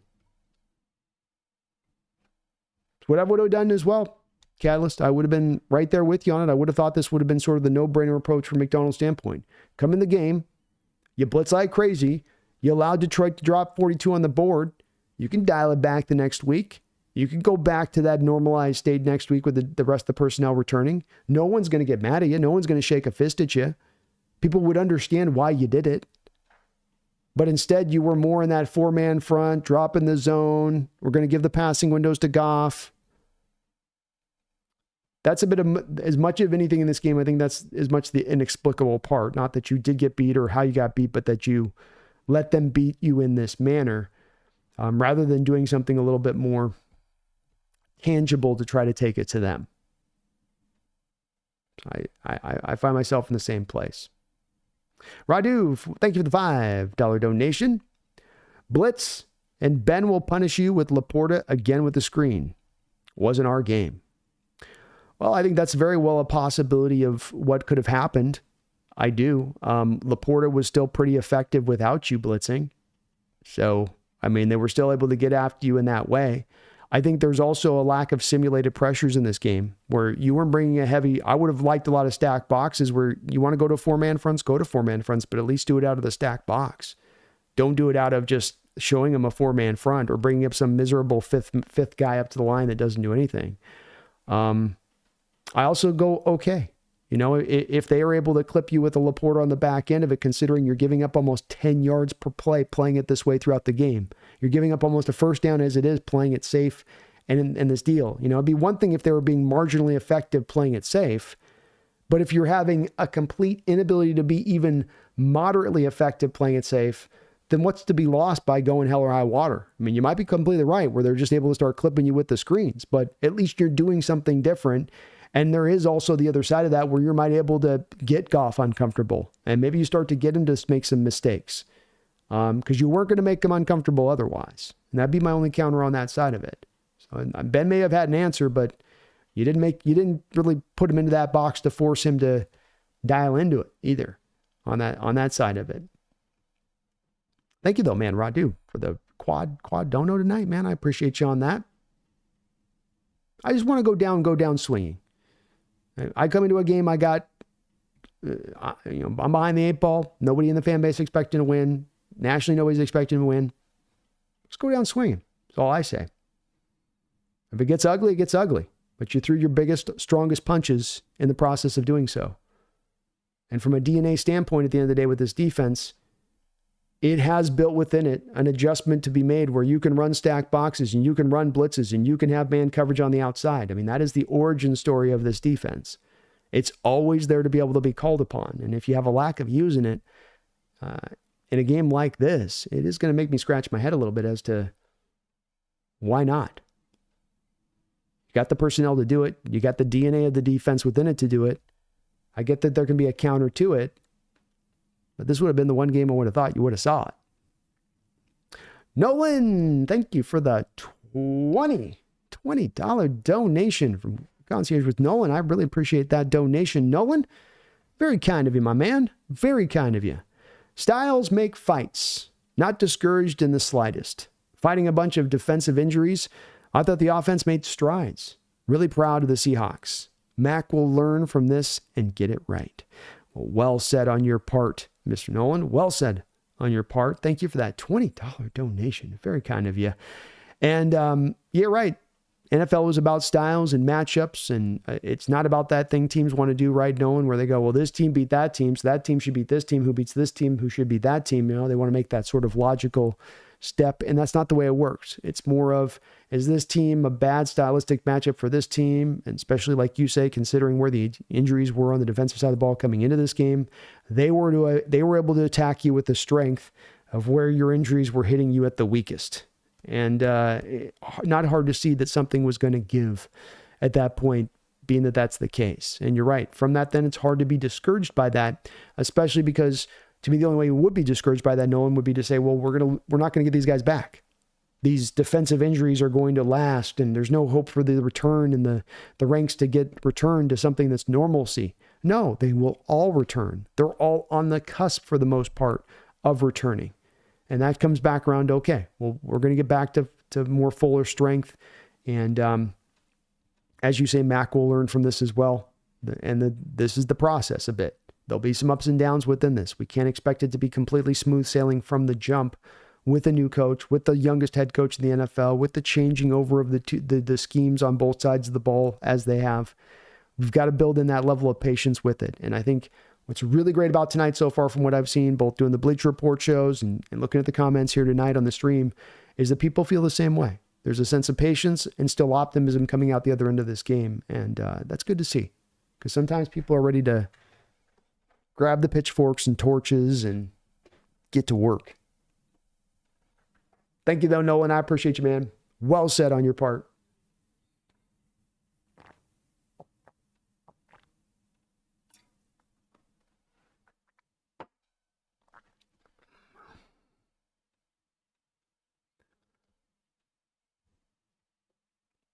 Jeffrey O'Kelly, that hit on the DK fumble was super dirty by Jack Campbell. DK was already going down, and as he was going down, Campbell came flying down, not even going for the ball, hits DK right in the back. It's a hard hit. Campbell's a very physical player. It's a physical Lions defense in that way. It's going to be hard to get a call on that. You know, he's not leading with his helmet. He's hitting with his shoulder. It's a hard hit. It's tough. Greg says, Brandon, did you know DK is third in receiving yards after this game? DK is playing great right now, but he's not getting the credit because people are getting so caught up nitpicking everything he does. Hey, it's you know, it's like the Geno thing, Greg, you know, when I go to it and I at times I have to pivot away, you know, because you get exhausted by it because it's such a thorough conversation that happens so often, you know, and I get hammered by certain discussion points that I'm just like, I can't go down the road to discuss this again. You know, it's one of those agree to disagree spots you eventually got to get to, I think, at places. And your assessment of the situation is accurate. And it is one of the places in the fan base that I would like to see get settled out. And I can only hope that DK gets the contract extension after this offseason. And that is enough to quiet down those folks who are so adamant about, you know, pressing him on the nitpicking stuff. because, as you say, they are so very loud about the nitpicking. And they're looking for him almost to be a perfect player a little bit. I need to see the most perfect version of DK. No penalties. Everything he wins, everyone wins every contested catch. 130 yards every single game. Anything short of that, I'm done with him, or something like that. We just got to push on past. But it's, I think it's going to get harder a little bit on this one, to your point, because of the fact third in receiving yards in the NFL is tough to shake a stick at. And you can pick at some of those other stats, but he's getting pretty high up there on that production standpoint. And I said at the start of the year, I think this is the year DK has his best year. He's at 1,500 yards by the end of the season. And I think I'm looking pretty good on that prediction. Let's see right now, actually. DK Metcalf is on pace right now for 102 receptions, 1,556 yards, and 9 touchdowns.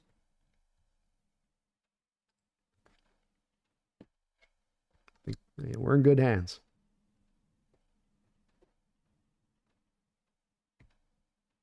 Tim says, to quote my friend who's a huge Lions fan, no pass rush and a bad run defense are a bad recipe versus the Lions.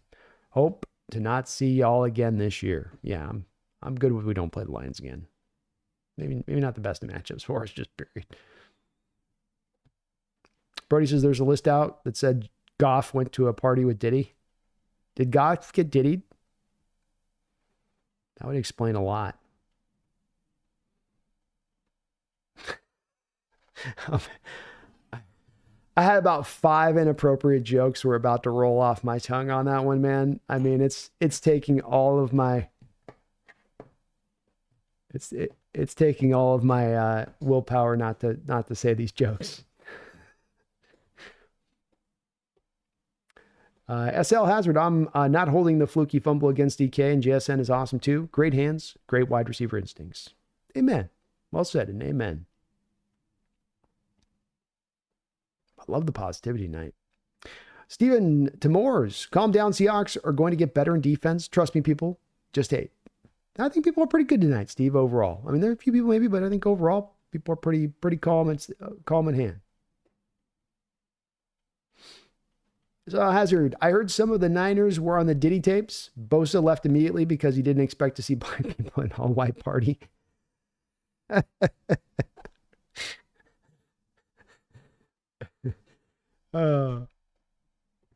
Angry, man, that K9 flip's worthy of buying a jersey. Oh, what a hell. I've never seen that play on a football field in my life. Never. Christian, I think as a slot and possession guy, JSN is great. He missed that good back shoulder from Geno. Yeah, got to get his head turned around on that one. Geno gave him a shot on that, and that's one where you just get the head turned, look back. Geno's going to have those plays where he's going to try to trust you like that on those throws. Great throw there by Geno, by the way, too. He put it where if he just looks back, that ball basically lands in his hand. Steve and Gerard. Brandon, if the NFL really gave a rip about player safety, teams wouldn't be playing 3 games in 10 days. Very well said, man. Very well said. I think it's a joke as well. I think it's a joke the NFL is trying to get to this 18-game season. And, it's at the same time where they don't want to expand the rosters. And you go, why is this what's best for the NFL product? It's like, well, we want our profit margins. We don't want to give up extra profitability away so that we can expand these rosters. But you want to add games. But you want to do 2 Thursday nights. But you want to continue to maximize out the revenue to the utmost. It's like something's got to give a little bit with this. And I feel very bad for the players on this. It's really hard. It's a place that I think fans have almost zero at times appreciation for. The fact that these games are a car crash and that it does take you that week of getting your body essentially serviced. Don't take that dirty. Getting yourself serviced, getting yourself treatment, getting yourself, taken care of, just enough to get your body back to a relative shape place to be able to play the game the next week and then do it all over again the next week after that. For the NFL to overlook that and be so wanton in their overlooking of it, Stephen. I mean, why did they used to have guys lining up for Toradol shots every Wednesday in the NFL 20 years ago? Why was that such commonplace? When I go back to the 80s, and you have players popping pills like Tic Tacs, including our own Kenny Easley, who had his kidneys blown out by doing such a thing. Because it's a tough damn sport. It's part of what I appreciate about it. It's hard. It's a hard game. Tough men. We don't need to make it harder on them. And the NFL's done that here with Seattle in the way that they've set this up. They've done it with the NFL players in general, though, in a lot of different other ways, too. And it's very counterintuitive. Not best for what is the bottom line. Well, maybe best for the bottom line, but not best for what the product in the football field.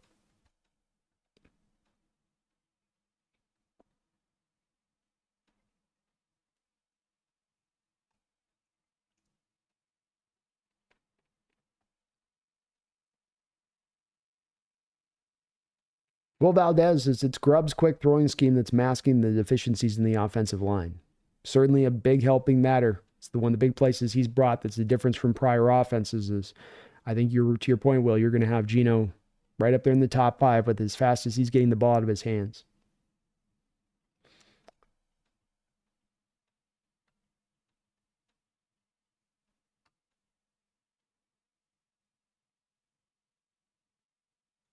Yeah, Adam, I'm kind of good at this point, man. I've let you kind of spin yourself out in circles on this, and I'm done talking with you on that in regards to the topic. And I can see you're on your troll game tonight, and I appreciate it. I understand troll is really funny for the people that like to be trolls, but you can see we're having good discussions and fun talk and discussion tonight, and you're trying to kind of monopolize on it. So I'm a good on about 1 or 2 other messages, and then I'm going to rocket ship you off out of here. So I see anything else on this, I'm going to just wish you a goodbye on that one. I have very little patience for this. I tried to talk to you, and then you start getting all super trolly after I started talking to you. Let's try to act like an adult in here, or don't, and I'll go the other way with it. I don't really care either way at this point with it. I was good enough to ignore you, but now you're trying to monopolize to the rest of the chat, and they're not really feeling it, if you see that. So maybe like read the room.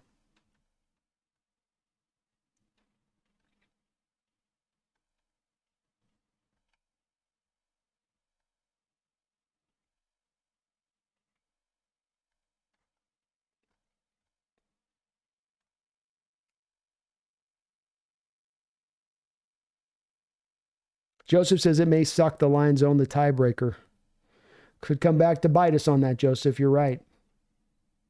Just as Hawks are beat up and hung with one of the best teams in the NFL on the road. Amen, man. Well said.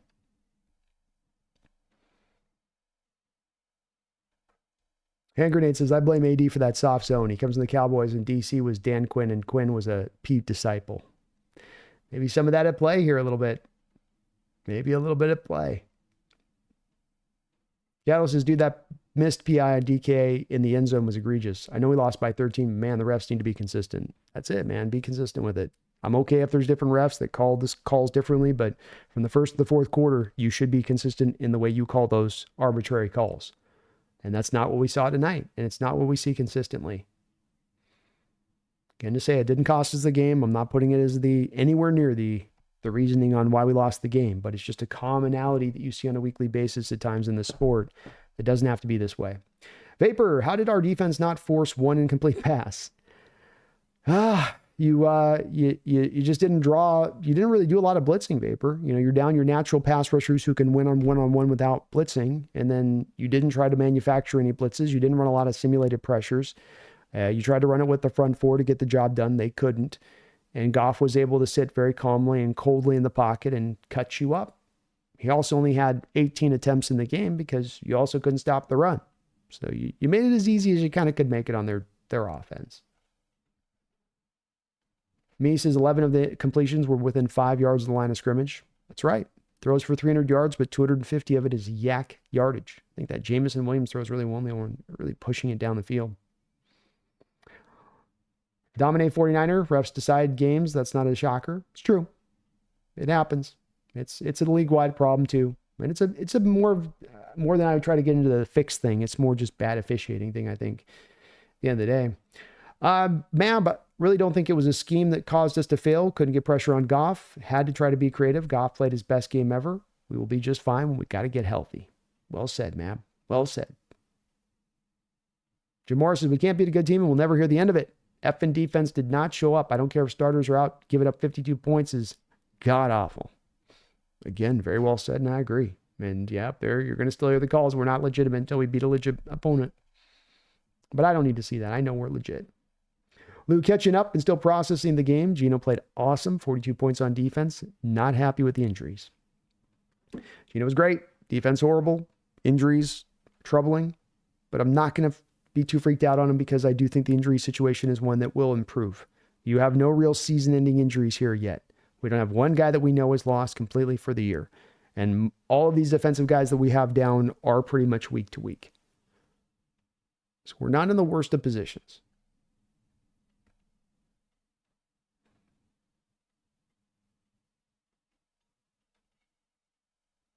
Haggerty, Ben got slapped by Ravens last year. Every coach at one point gets blown out in their career. It's true.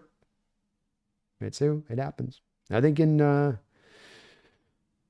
McDonald's first year there with the Ravens, I want to say he gave up a game where they had 40 points given up to the Dolphins.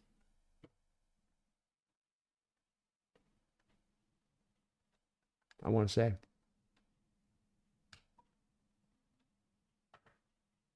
Joseph Austin, Campbell hits like a truck. He is a physical linebacker. He's not the most fleetest of foot, but he can stack and shed, and he can hit. Catalyst, that Laporta screen was such a good play call. I give Ben Johnson a ton of credit for realizing that we couldn't get pressure with 4, so he started responding accordingly when we dialed up blitzes. He did. Yeah, Ben called a very good game. And a bit of a step ahead of the Hawks today defensively on that too.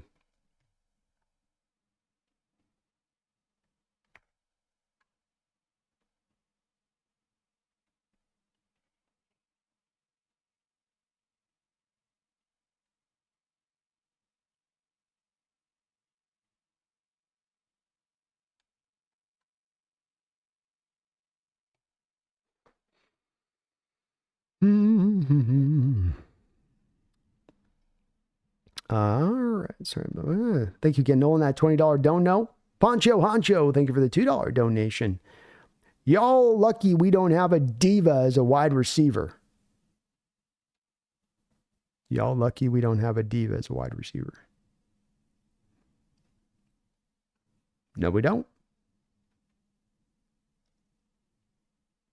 No, we don't. Just got great receivers. I think that's what you meant. Thank you, Poncho, for the $2 donation. I'm not sure what you meant on that with the deal. I think that's an appreciation DK donation. In which case I agree, but I'm not always completely sure on those. Raju Turkan, thank you for the $2 donation. We talking about Ayuk? Financial security is a diva. Oh, there we go. I get that then. There's the reference to the diva. You're right. We definitely don't have any moments of DK showing his moment of rebellion on a team by not wearing the right practice stuff, right? And that's diva behavior. That's one of the reasons I've always gone back to saying, no, DK is not a diva. No, DK is not in that mode. And that's where people have wanted to kind of go to at times. The Ayuk situation there at practice, that's a diva move. That is a straight out the wide receiver playbook of diva-ship to the utmost. Testing the limits. Why are you doing it? What's the reason for this? What is this about? Is this more emblematic of a bigger problem at play here a little bit?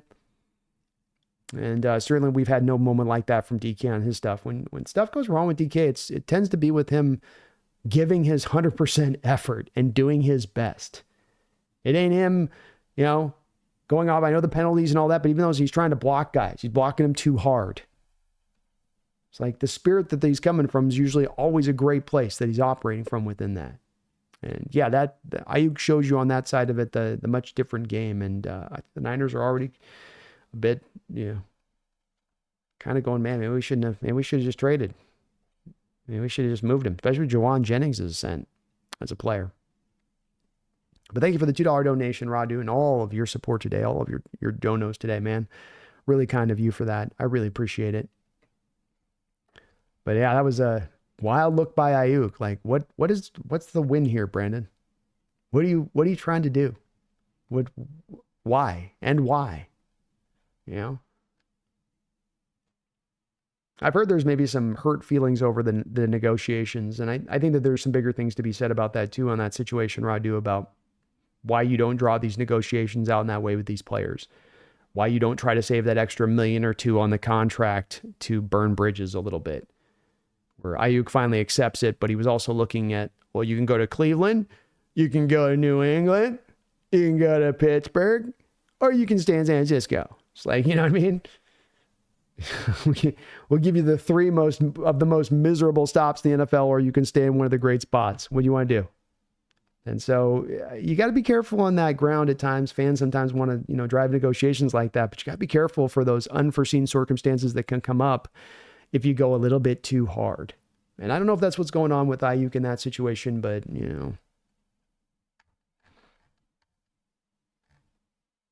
wasn't a good look. Was not a good look.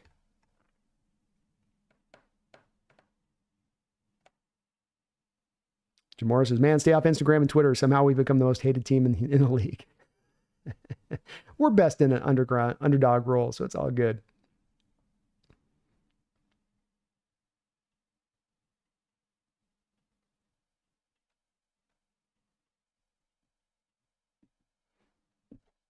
We'll see on the front of being able to be a contenders, Jamora. Let's see where we're at once we're a little more healthier and going. John Robbins in the house. What's up, John? He says, Hawks played a hell of a game considering we're out half our starters on defense. Gino is starting to win my heart game after game. I wasn't even upset with this win. The adversity of the refs and a few mistakes was too much, but there's no quitting this team. Love it, John. Love the positivity, man. Love to hear you warming on Gino, and I agree with your thoughts on that, man. SL, we definitely need to run this matchup back in the playoffs. Healthy defense. Lions finally got the hawk off their back and ready for a loss next go around. Amen, man. And let's have it with us at home this time. We played on the road 3 times. Now you guys got to come to our house. How about that too? Have a good night, BLM, Ben. Appreciate you, Go Hawks. Still having a bit of a tough day out there, John, a little bit.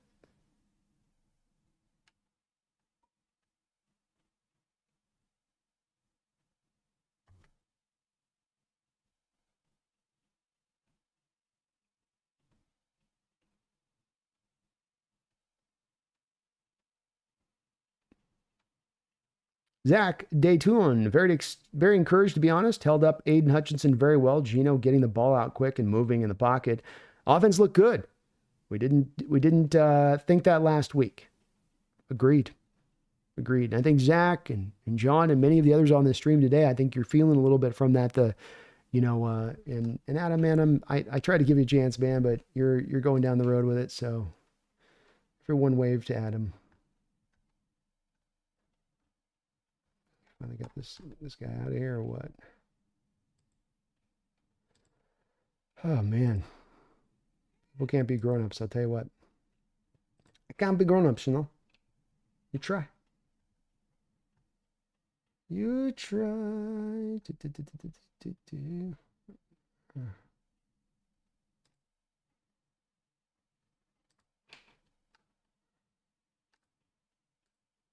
Bye.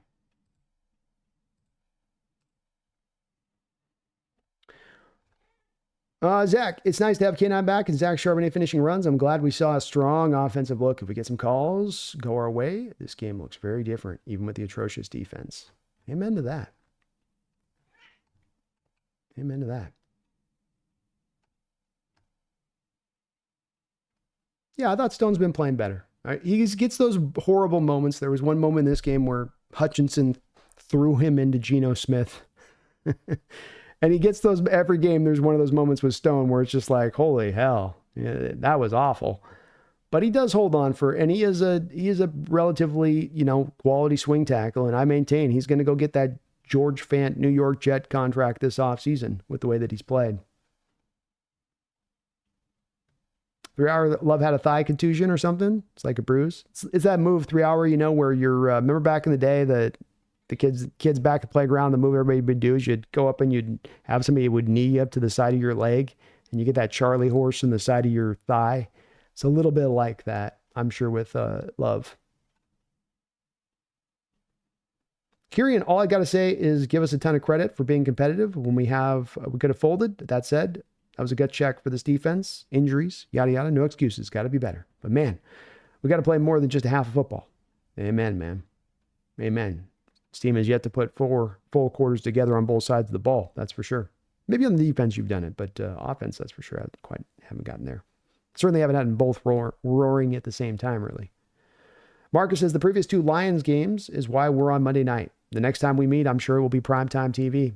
Yeah, I'm sure if the NFL can schedule another one of these, they will. They're like missed opportunities on the first 2 matchups. Tim, does the NFL do report cards for correct or incorrect or missed calls like the MLB does? The umps, missed strikes, ball report card. Would love to see the one for this game. They do not. I'm sure behind doors they do it, quote unquote. How much they really hold them accountable, I don't know. You know, how many times do we really see officials ever fired? You know, so I'm sure there's some bit of that at play, but I don't even think the officials are full time. So how much effort are they really putting into this one? Not sure. Joe Austin, I agree. Walker's a top 5 back in this league, man. Gary and DK seems to always have one of those tough for your own good, won't go down fumbles a year. It's heartbreaking and frustrating. No one questions his toughness. Just go down, my guy. Yeah. It's one of those ones you're torn on it. You love the effort. You love a guy fighting his ass off, especially on a day like this where you know the offense is trying to pick their defense up and doing everything they could. Everybody's trying to lift that thing up. You could almost feel it, like a feeling coming from the team. And maybe just doing a little bit too much. Probably doing a bit too much. Brutal play.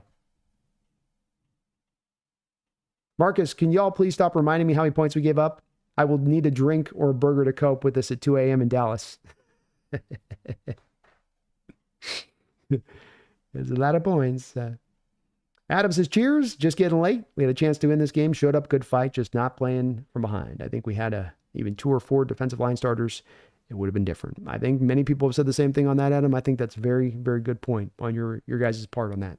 A couple extra defensive linemen back, a Leonard, a Boye, a Uchenna, a Byron. Is this a different game? Are we able to get more closer into this? At the very least, yeah, absolutely. Absolutely. Zach says it's nice to have K9 back and Zach finishing runs. I'm glad we saw a strong offensive look. If we get some calls, go our way. This game looks very different, even with the atrocious defense. Well said, Zach. Very well said. And I'm 100% in agreement with you, man. Good to see the running game get going at the end. Got to get going a little earlier, so it's not all in the passing attack early on, but a lot to grow on the offensive side of the ball from this game. A lot to rebuild and figure out defensively, but a lot to build upon as well.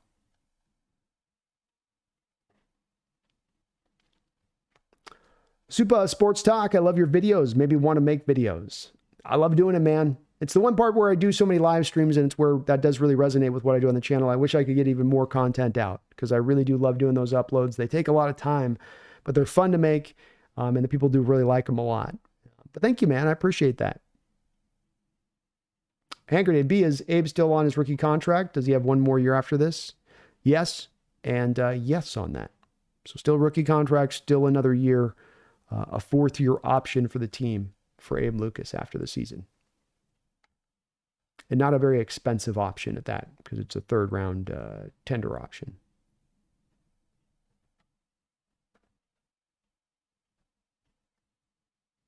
Black Sabbath, Christian Haynes planted Hutch in the dirt. He did. This is kind of a funny point in the game, too, because you see the official just kind of watching him, and Haynes looking over at the official as he's dirting Hutchinson up like, still live play, ref. I can still do this. Okay. Zach says, I will say my confidence in the defense is a little shaken. I know we missed significant players, but next man up shouldn't look that bad. Is our defense as good as we thought? It was. Well, I think that this was your first real true test and challenge, and you failed it. And you have a reason for failing it, for sure. Can a bit of both of those things be true, Zach? You know, does it ultimately have to be one kind of or the other? Or is there a little bit of both, I think, at play here? And I would say it's a bit of both. I referenced coming into this game that I felt like McDonald was in a position like an offensive coordinator would be if your star quarterback was out. And I think you can learn a lot about an offensive coordinator's mettle by how well they're able to get the offensive executed with the backup quarterback at the helm. And that's where you get to learn about what a guy can really generate and manufacture. This is what makes to be good coordinators and offensive minds of guys like Shanahan or McVay. I think in McDonald's case today, he didn't really give that backup quarterback equivalent on the defensive side of the ball the easier path to go through and win the game or help them out really that much. So in that part of it, to have that a little bit shaken on that, that's, I think, a fair part. The defensive starters you were down is a reality. There's no two ways about it. You weren't at full health or anywhere near that. As I said at the start of this, Zach, I go to 32 NFL teams and I tell you that you're down 5/7 of your front seven. The front seven where so much of the engine of the defense operates off of. If you're down 5/7 of your starter on the front seven, are you going to be able to hold up against any NFL team, defensively speaking? Or is every offense in the NFL pretty well equipped to take down a defense down 5/7 of its front seven?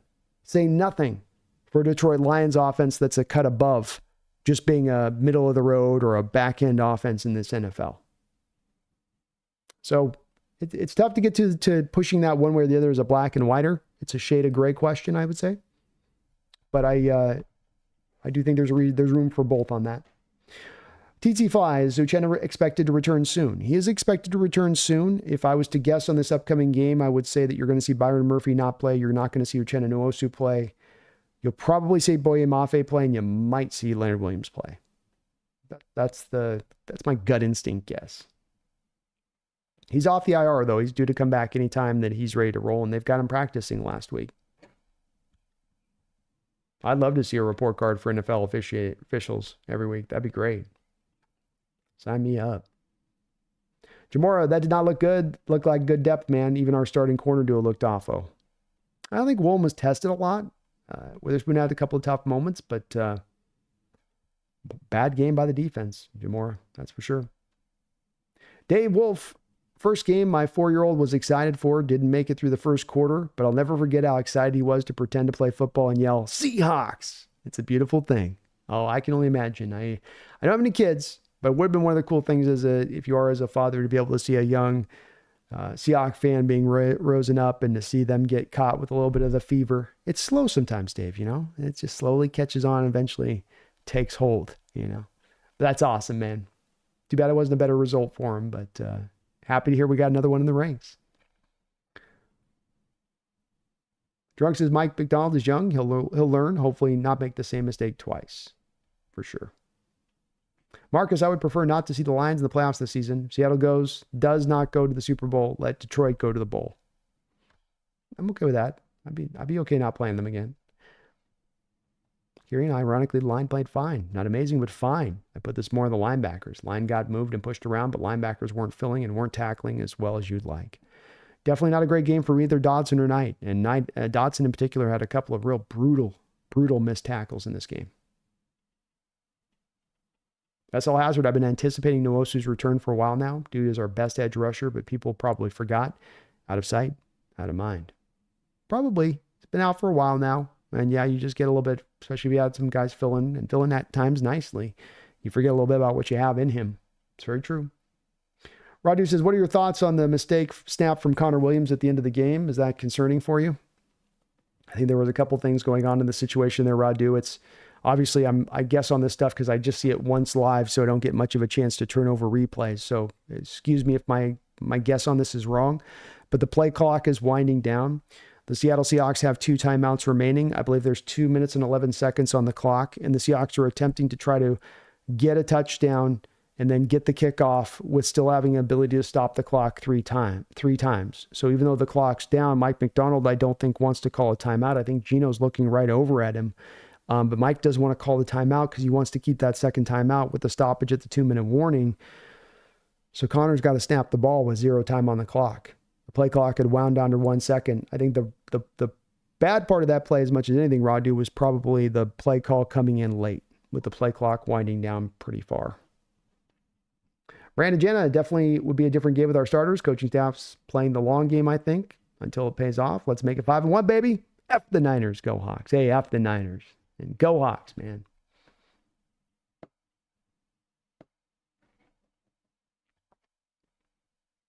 Catalyst, I know we had a ton of injuries, but guys, you have to change your game plan regardless. We were not getting pressure with 4, so stack the box and blitz more to make up for the lack of personnel.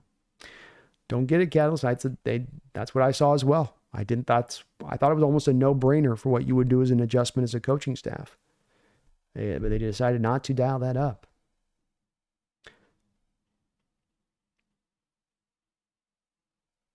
Caddis was plus we couldn't stop the run because we were usually nickel. Yeah. They get us in those 4-man fronts, pull us out of the 3-4, and they went with less 2 tight end sets, I think, to keep us out of 3-4. And it worked. Ran the cuts. It sucks. I had to watch this game at work. I was able to yell. Maybe that's why we lost. Yes, I'll cope with that one. Ready DC2. All I got to say is don't panic. And we'll bounce back next Sunday and hope we'll beat the Whiners on Thursday. Go Hawks. I don't think there's much panic tonight, which is good to hear, Randy. I was worried a little bit with it, that we might get some of that coming in. But I think to a man, to a woman tonight on the chat, I've seen a lot of level-headed approaches to this game and outlooks on this game. And I don't see any real panic or freaking out, which is really good to see. Part of why we're such a smart fan base.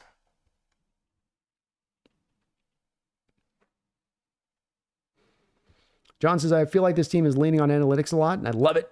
I wonder if their stance on injuries follows suit. Maybe why they are being conservative to play these guys against division foes. Could be, John. I think it's to that 3 games. Remember with this, John, 3 games in 11 days. 3 games in 11 days. I go back 20 years ago when there was no Thursday night games, right? Thursday night's just coming up. It's like every week as a football player, I know I got 7 days to get myself right. Now we've gone from that a mere 20 years ago to a place where you can have your team, an NFL team, playing 3 times in 11 days.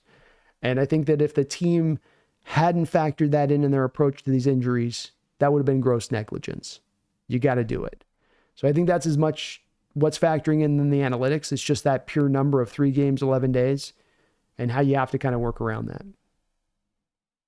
Zach says, I understand, but does Jared Goff go perfect against whoever is the worst defense in the league? Probably not. I don't know. I'd have to look at Goff's career to see if he's had a game close to this. I think when you only have 18 attempts, it does get easier to go more perfect, right, Zach? He was great with what he did with it, but that definitely helped. The attempts were down just a little bit, I would say. Radu, thank you for another $2 donation, Radu. All your support tonight, man. I really do appreciate that. Start Hal. He would have won. Let's start some chaos. Yeah. Few Halites in the house tonight after this game from Gino, and so far this year, which is great to see. But yeah, I do. Oh, Lordy. SL Hazard. Us Essen on the Broncos for years made Perna turn the dark arts to curse us any chance he gets. Well, he's a godless man, you know? And that's what they do. They go to the dark arts when they go godless, instantaneous. You know what I mean? So, okay. Okay, Brandon, it's on. Okay. You know, I can play with the mystical too. Okay. I can get a voodoo doll too. In fact, I need this chat to help me out next. We're countering his curse wheel with a Perna voodoo doll.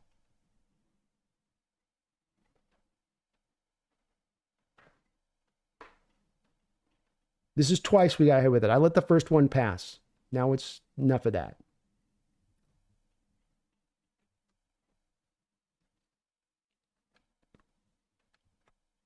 Brandon Janis is exactly 5 to 7 of the entire starting line.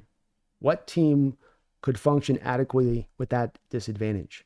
We'll get it. Got to think we get Big Cat and Mafi back next week. Maybe Nwosu. Boy, oh boy, watch out. Boy, watch out. That's a tongue twister there, Brandon.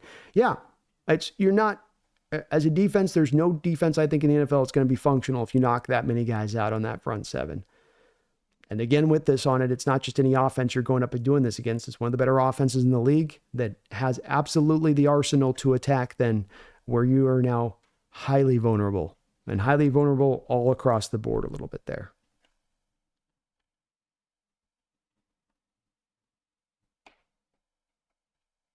TT Fly, I thought I saw a fencing response when Gino got clocked. I mean, he got hurt, but I think it was more in his chest. I think he caved his chest in more than anything else. He got a caved chest. I'm bleeding in my chest.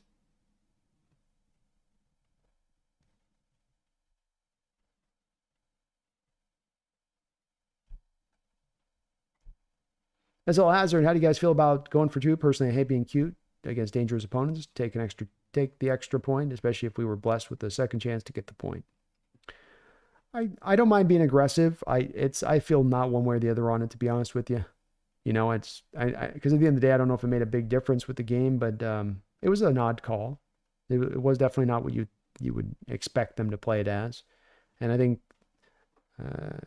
there was a thinking there on a couple of fronts from McDonald being instructed a little bit by how this game was playing out, specifically by how his defense was playing. Jadon London, can't wait to see how this team looks after a full season with a new scheme and another draft. Team will be really good next year. I agree, man. I think they'll still be good this year too, but we're moving in the right direction. That's the most important part. Tim says Perna isn't a godless man anymore. He pledged to join a religion if the Broncos won against the Bucs last week. Yeah, but he didn't say which religion, man. Maybe he's going satanic. You don't know. Especially with already his penchant for the dark arts. He's already dipping his toe into those dark waters. Why not jump in fully, huh? I'm just saying. Hand grenade, you have yourself a good night, man. I'll see you at the round table tomorrow. Cattle says Brian Flores does it right. Last year, they lacked cornerback talent, so they blitzed 6, even 7 to mask that deficiency. Now with better corners, they're transitioning to quarters, palms, 5-man blitzing scheme. Brian knows what he's doing, man. Smart cat defensively, and understands that's the quintessential guy that overcame a little bit of that talent deficiency and understand what he was doing with it. Did the Vikings get hit at times with that defense and they give up some big plays last year doing what they were doing in the blitz game? Yeah. But did they wreak havoc? Did they cause chaos on the other side of it? Yes, they did. And that would have been a little bit more of the dice roll that I would have liked to have seen from McDonald in this game. Okay, your defense might get hit. Okay, it might not work. But at least you're throwing punches. At least you're not just standing back on your heels and letting them take it to you. Which is kind of how it felt through most of this game on the defensive side of the ball. Jason Tudor says, according to analytic types, going for 2 made sense. That's where I can see kind of the strat behind either side of it. That's where I don't have really a hard opinion either way with it. I can see the thinking with it. Tim says, working on a Perna voodoo doll now. Yeah, this is enough messing around. You know he's going to come back at us again with that stupid wheel later on this year. And we've got to send a message, okay? Evidently, our Super Bowl win was not enough. Evidently, stealing all of their draft capital wasn't enough. I guess, they're just... That's just what they like, They're into masochism, I guess. They're masochists. And all I've got to say is once I get my hands on that doll, I've already got the pins. And I'm not starting with the torso. You know what I'm saying? I'm in my feelings a little bit about this curse wheel. I'm really in my feelings about this curse wheel thing. You couldn't beat us legitimately in the Super Bowl. You couldn't beat our front office in a trade. So you resorted to dark magic. You have a child. How do you look at yourself in the mirror? Yes, I want the damn doll. I want a scraggly little old beard.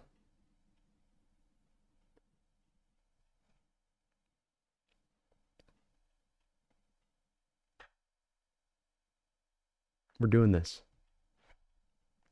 Flag says, I really like the steps Hall has taken. He was carrying Decker in a baby Bjorn on that sack.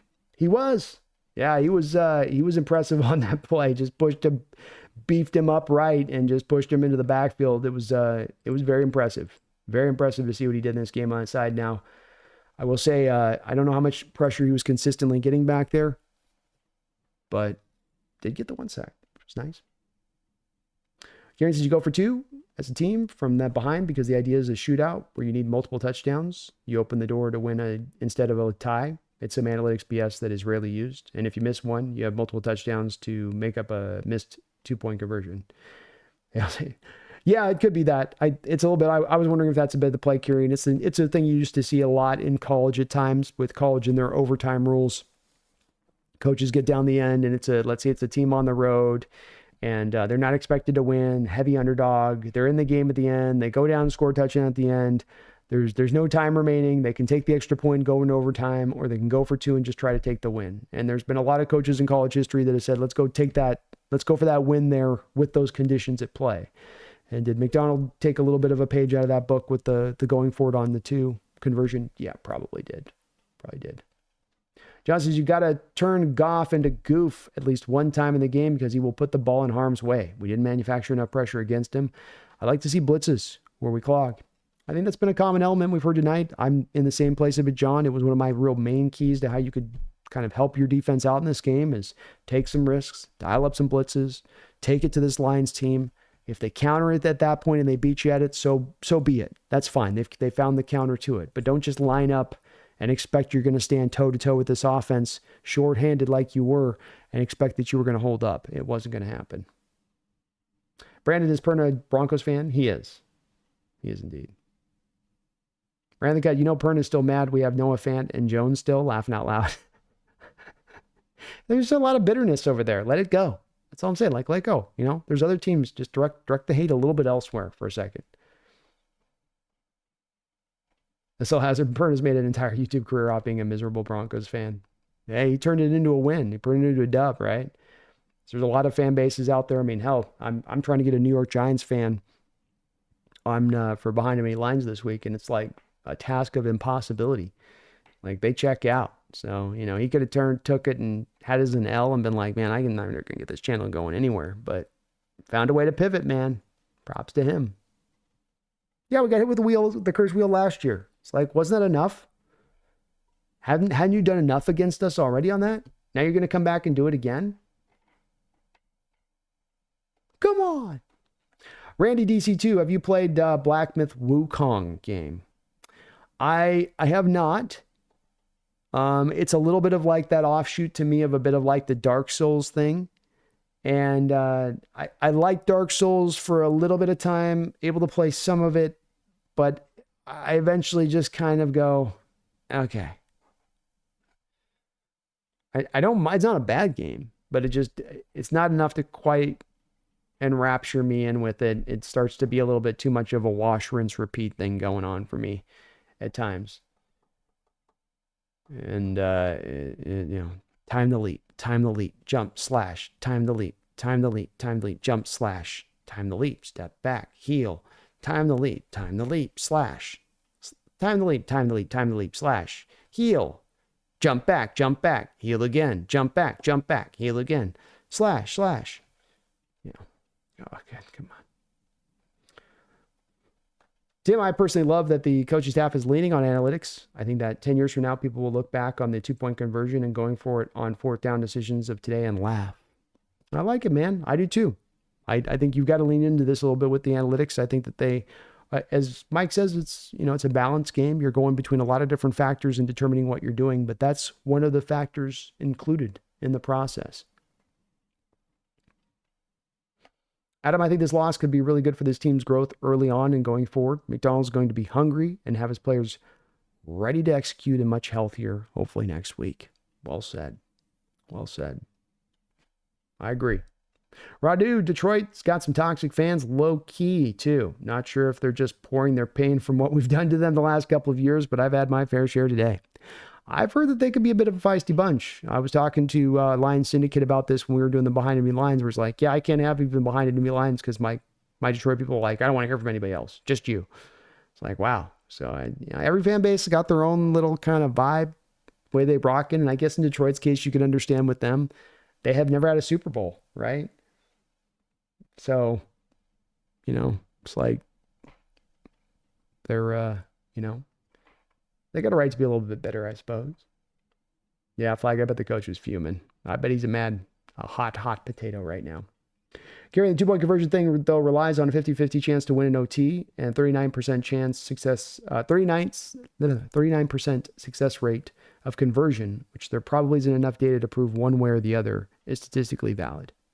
Yeah, that's where it comes down to. It's got to be a factor, Kieran, but you can't let that be the, what do analytics tell us to do here? What does they say? Do this. Okay, we'll do that. You gotta, it's all that balance game within and on it. And I can understand on both sides of that, the argument for or not there. It's really one where you can kind of go either way on that one to me. Avery Sutherland. Tom Grossi's still bitter about the NFC Championship and the failed Mary. Yeah, they both. It's like they're two of the bigger content creator football people out there, and they both have a pretty not so silent hate of the Seahawks. We're not in your guys' division. Let it go. Tom getting all mad about the conference championship they blew. It's like, tell your up man not to touch the ball in a onside kick. So what's wrong, dude? They're definitely in their feelings about it. Kells, yeah, Tom hates the Seahawks. He has nightmares over that onside kick in the NFC Conference Championship. They do, man. It's like they don't let it go. Like, we're definitely a little bit in their heads, which I wouldn't be mad about. I'd actually love and enjoy. But then they come up with stupid-ass curse wheels. And you know this is going to give Tom, he's going to start seeing this, and I'm sure he's going to start working his own little curse angle. Heathens. It's only a matter of time. It's only a matter of time before they start getting out the Ouija boards. And then we're playing with demons. Okay. Donnie, good to see you, man. Go Hawks. Jax, his mic choked up, though. Let's be honest. He's got to bounce back for sure. 100%.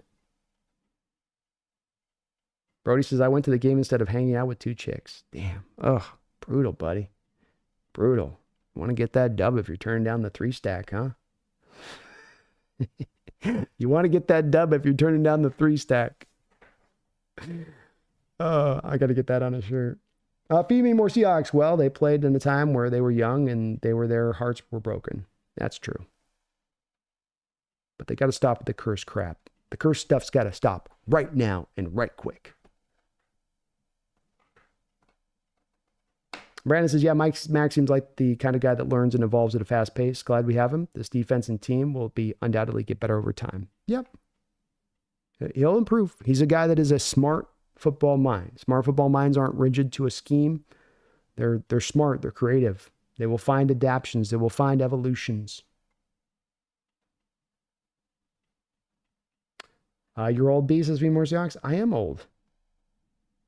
Dude, I'm getting up there, man. The digits are stacking this year. I got about another week here. About another little over a week here, and it's about to turn over again for me. It's getting to that scary stage of it too, where the numbers start clicking in a way where you're like, no, that's not right. Oh, dear God. Jackson, I'm going to need two chicks to get through the round table.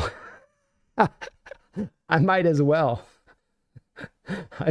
You might have me with two girls on my lap to start out tomorrow. I'll just have it's a process of, throwing the boys off the scent, Why do you have two girls on your lap? Well, we don't need to talk about the Hawks at all, do we, boys?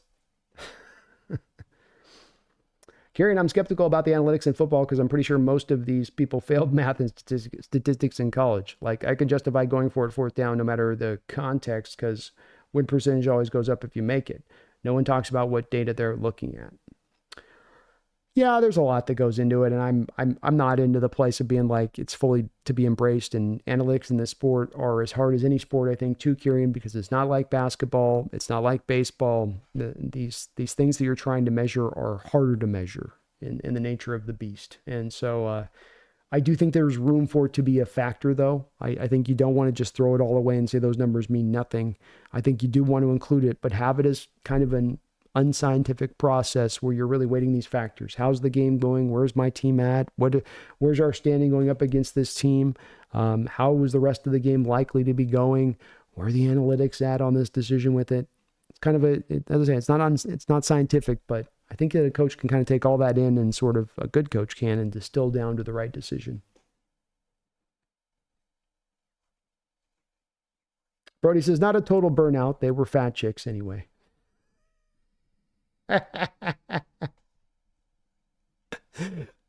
So if they were hot, it would have been a no-go to the game. Am I doing the advanced bro math right on this one? Had the skinny hot factor been up, then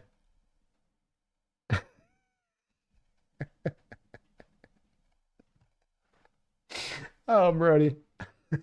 It's brutal, bro. It's tough out here for a gangster.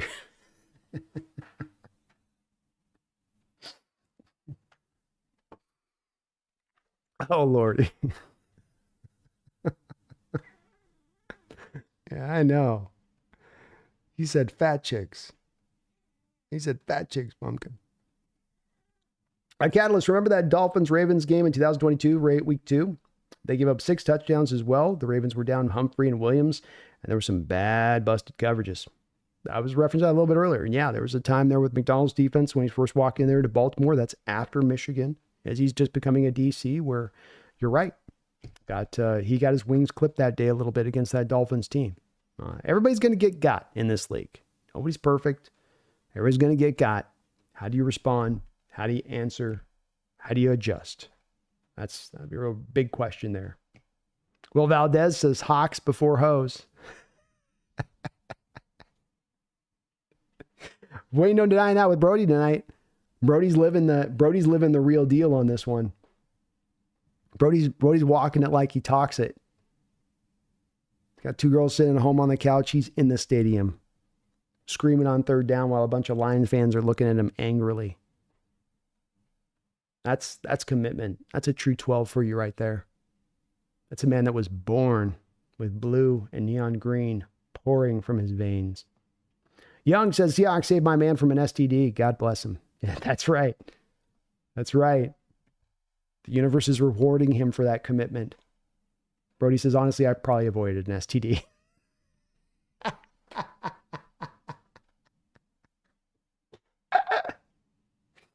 Oh, let's go. Let's go, bro. Hey, we all got to dodge our share of bullets, man. You know, we all got to be like Neo in the Matrix from time to time. You know?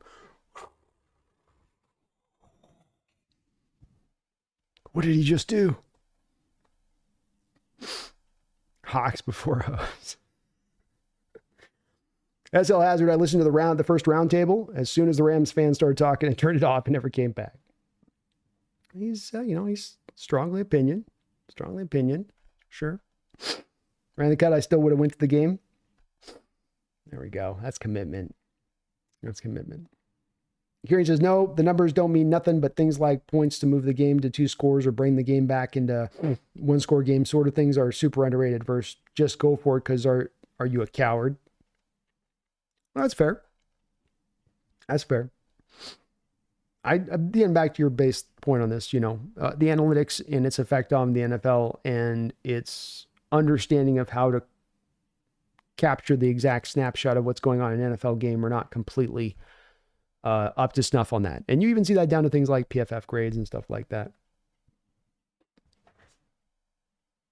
Kieran says, dude, Brody, get a DVR, my guy.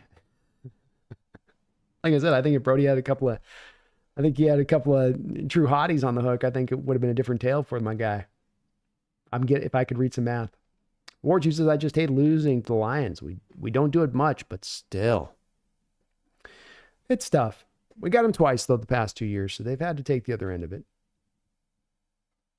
Tim says no one's actually using analytics is justifying a decision by go for it, coward. I like that go for it, coward.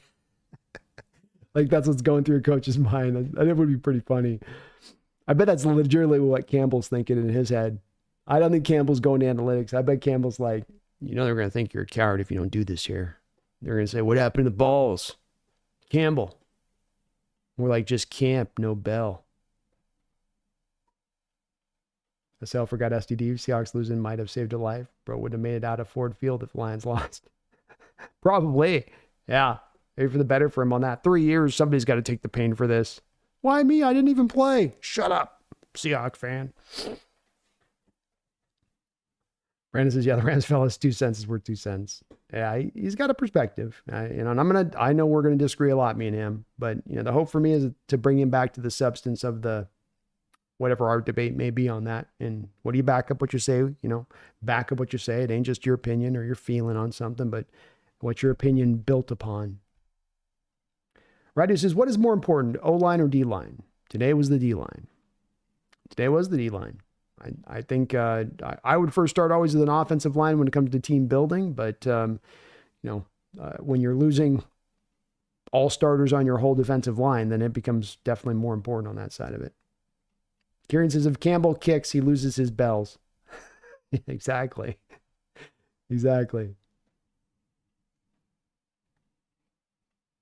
Because like I'm in a hot locker room. I know, man. It's off the rails here, 225 in. Well, let's get the last couple questions on in. Wanted to make this a little bit of a shorter. We still got out to 2.5 hours today, and I've got still a load of work to do tonight to get to my wrap-up video posted here over on the channel.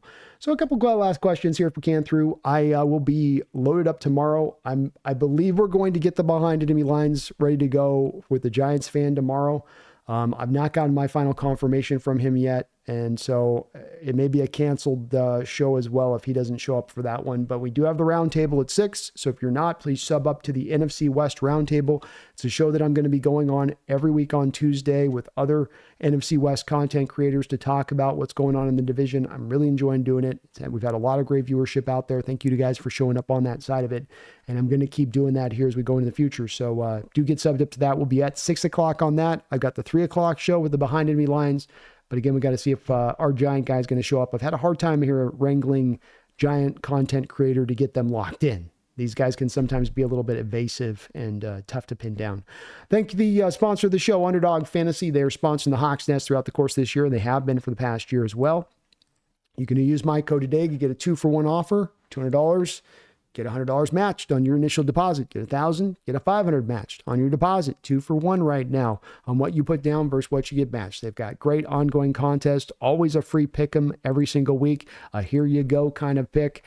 They get you kind of an instant winner, an easy winner, so to speak, and then you can build around that with the rest of your sort of parlay on that. But thank you to Underdog Fantasy for sponsoring the show. Use my code NEST or click the link in the bottom of the description section below, and you can go and win yourself some money.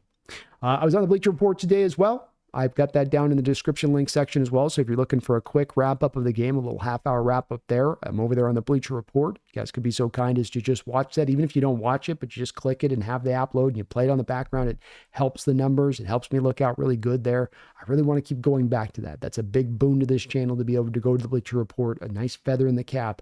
So you guys going over there and watching on that side of it is really huge for me, and I really do appreciate it if you could for me on that. So thank you guys as well who did show up over on that side of it. So is D-line overrated? I don't think it's overrated. I mean, I begin, Jack, with building from the trenches when I go with building a team. So and I think it's a great question to ask because I think you have to ask this from a standpoint. I would start with an offensive line. I would be right there in tandem with it on the defensive line because I do think that the game, as cliche as it is to say, is still won in the trenches. It is won in the trenches. So I'd make both a point of emphasis, but I think that it's true of what Harbaugh said about this in the preseason when he was asked about this. Every other position on the football field is reliant on another position, with the exception of the offensive line. It is the only position that's reliant upon itself. So to make that a strength, cascades on down in a lot of ways through to the rest of the team. I do believe in that. B, you going to bring up Geno getting benched tomorrow? Oh, you better believe it. I'm twisting that knife all year long. I don't care if it's toxic. I'll be over there with a big old grin, just, you know what I mean?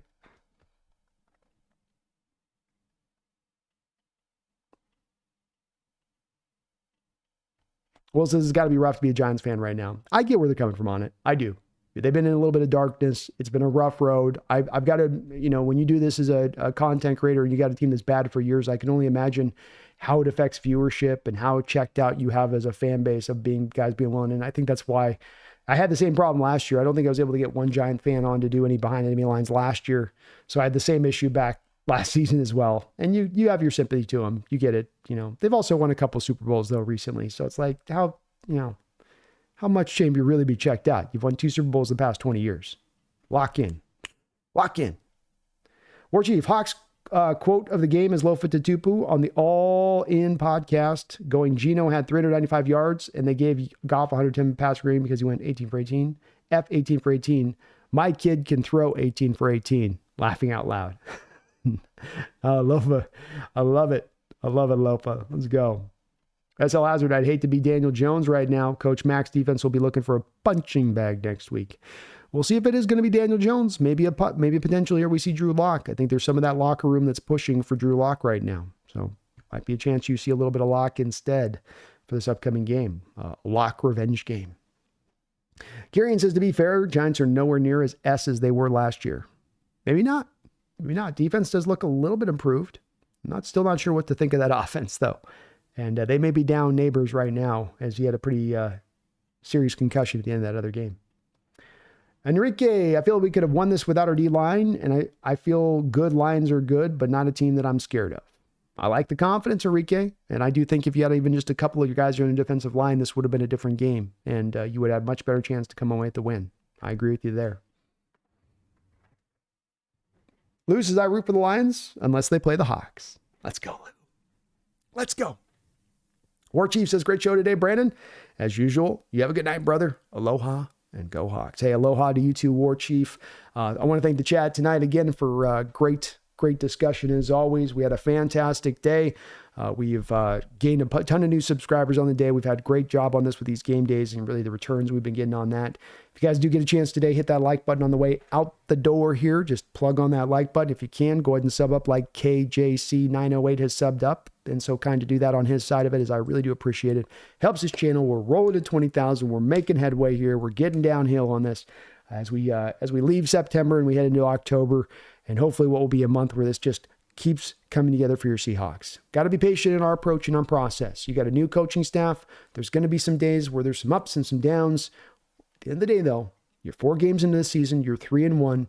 And I said this on the post-game side on the Bleacher Report, and that is that if I checked with any Seahawks fan in May, if I checked with any Seahawks fan in June, if I checked with any Seahawks fan in July and in August, and I said to you that through 4 games of the NFL season to start this out with Mike McDonald, with Grubb, with this new offense, with this new defense, if they were 3-1, how would you feel about that team? Would you take that? 99.9% of Seahawks fans would take that, and twice on Sundays. So while it's a bad result, the big picture of this is it's just a battle. It ain't the war. And on the larger war at hand, we're still looking mighty fine for this upcoming season. You have one team that has an unbeaten record. The rest of the teams down the line on your schedule, I believe, are 2-2 across the board. So a lot of winnable games still coming up here on the schedule. An NFC West that's wide open. And I'd love to hear from most of my Hawk fans tonight that you have been more than encouraged than discouraged coming off this game. It just shows you guys are in the right headspace on this one, and I agree with it. So we're still moving in the right direction. Tough loss. We'll lick our wounds. Luckily, we get a bit of a quick turnaround on this one, so one less day that we have to turn this one over. And hopefully the Hawks can answer back hugely next week against the New York Giants and set the stage for what is going to be a hell of a matchup then with the San Francisco 49ers on primetime on Thursday night. I thank you guys for watching today. Please hit that like button. Please sub up. Appreciate you guys for all you do with me for this channel too. I want to just thank again Radu and all of you guys for all the support. Nolan, big $20 donation, Catalyst, Jordan, Roy, Long Live the King, Christian, Eric, Chase, Jeffrey, Addison, Spec, Cronus. Thank you, all of you guys, for all you do, all of the members of the channel as well. Really appreciate that. You guys let me do this, man. I don't have to get up early for a day tomorrow. I get to still spend another couple hours tonight. And I enjoy doing this. I get to do my kind of cut up on my breakdown. It's because of you guys that I get to do this. So thank you for that. I really do appreciate it. Back soon, less than 24 hours to make you feel a little bit better about this loss. But until that time, please don't you ever forget. Don't do it. Not even after a bad loss list. Don't you dare. We're riding or dying today. Riding or dying this year. So get on with me. Ain't no bandwagon here. We're going downhill. The brakes are out. I don't know where we're going to go, but we're going to get there fast. So ride with me, my fellow Hawk friends, and let's see where the season goes. Back soon, but don't you forget. Go Hawks.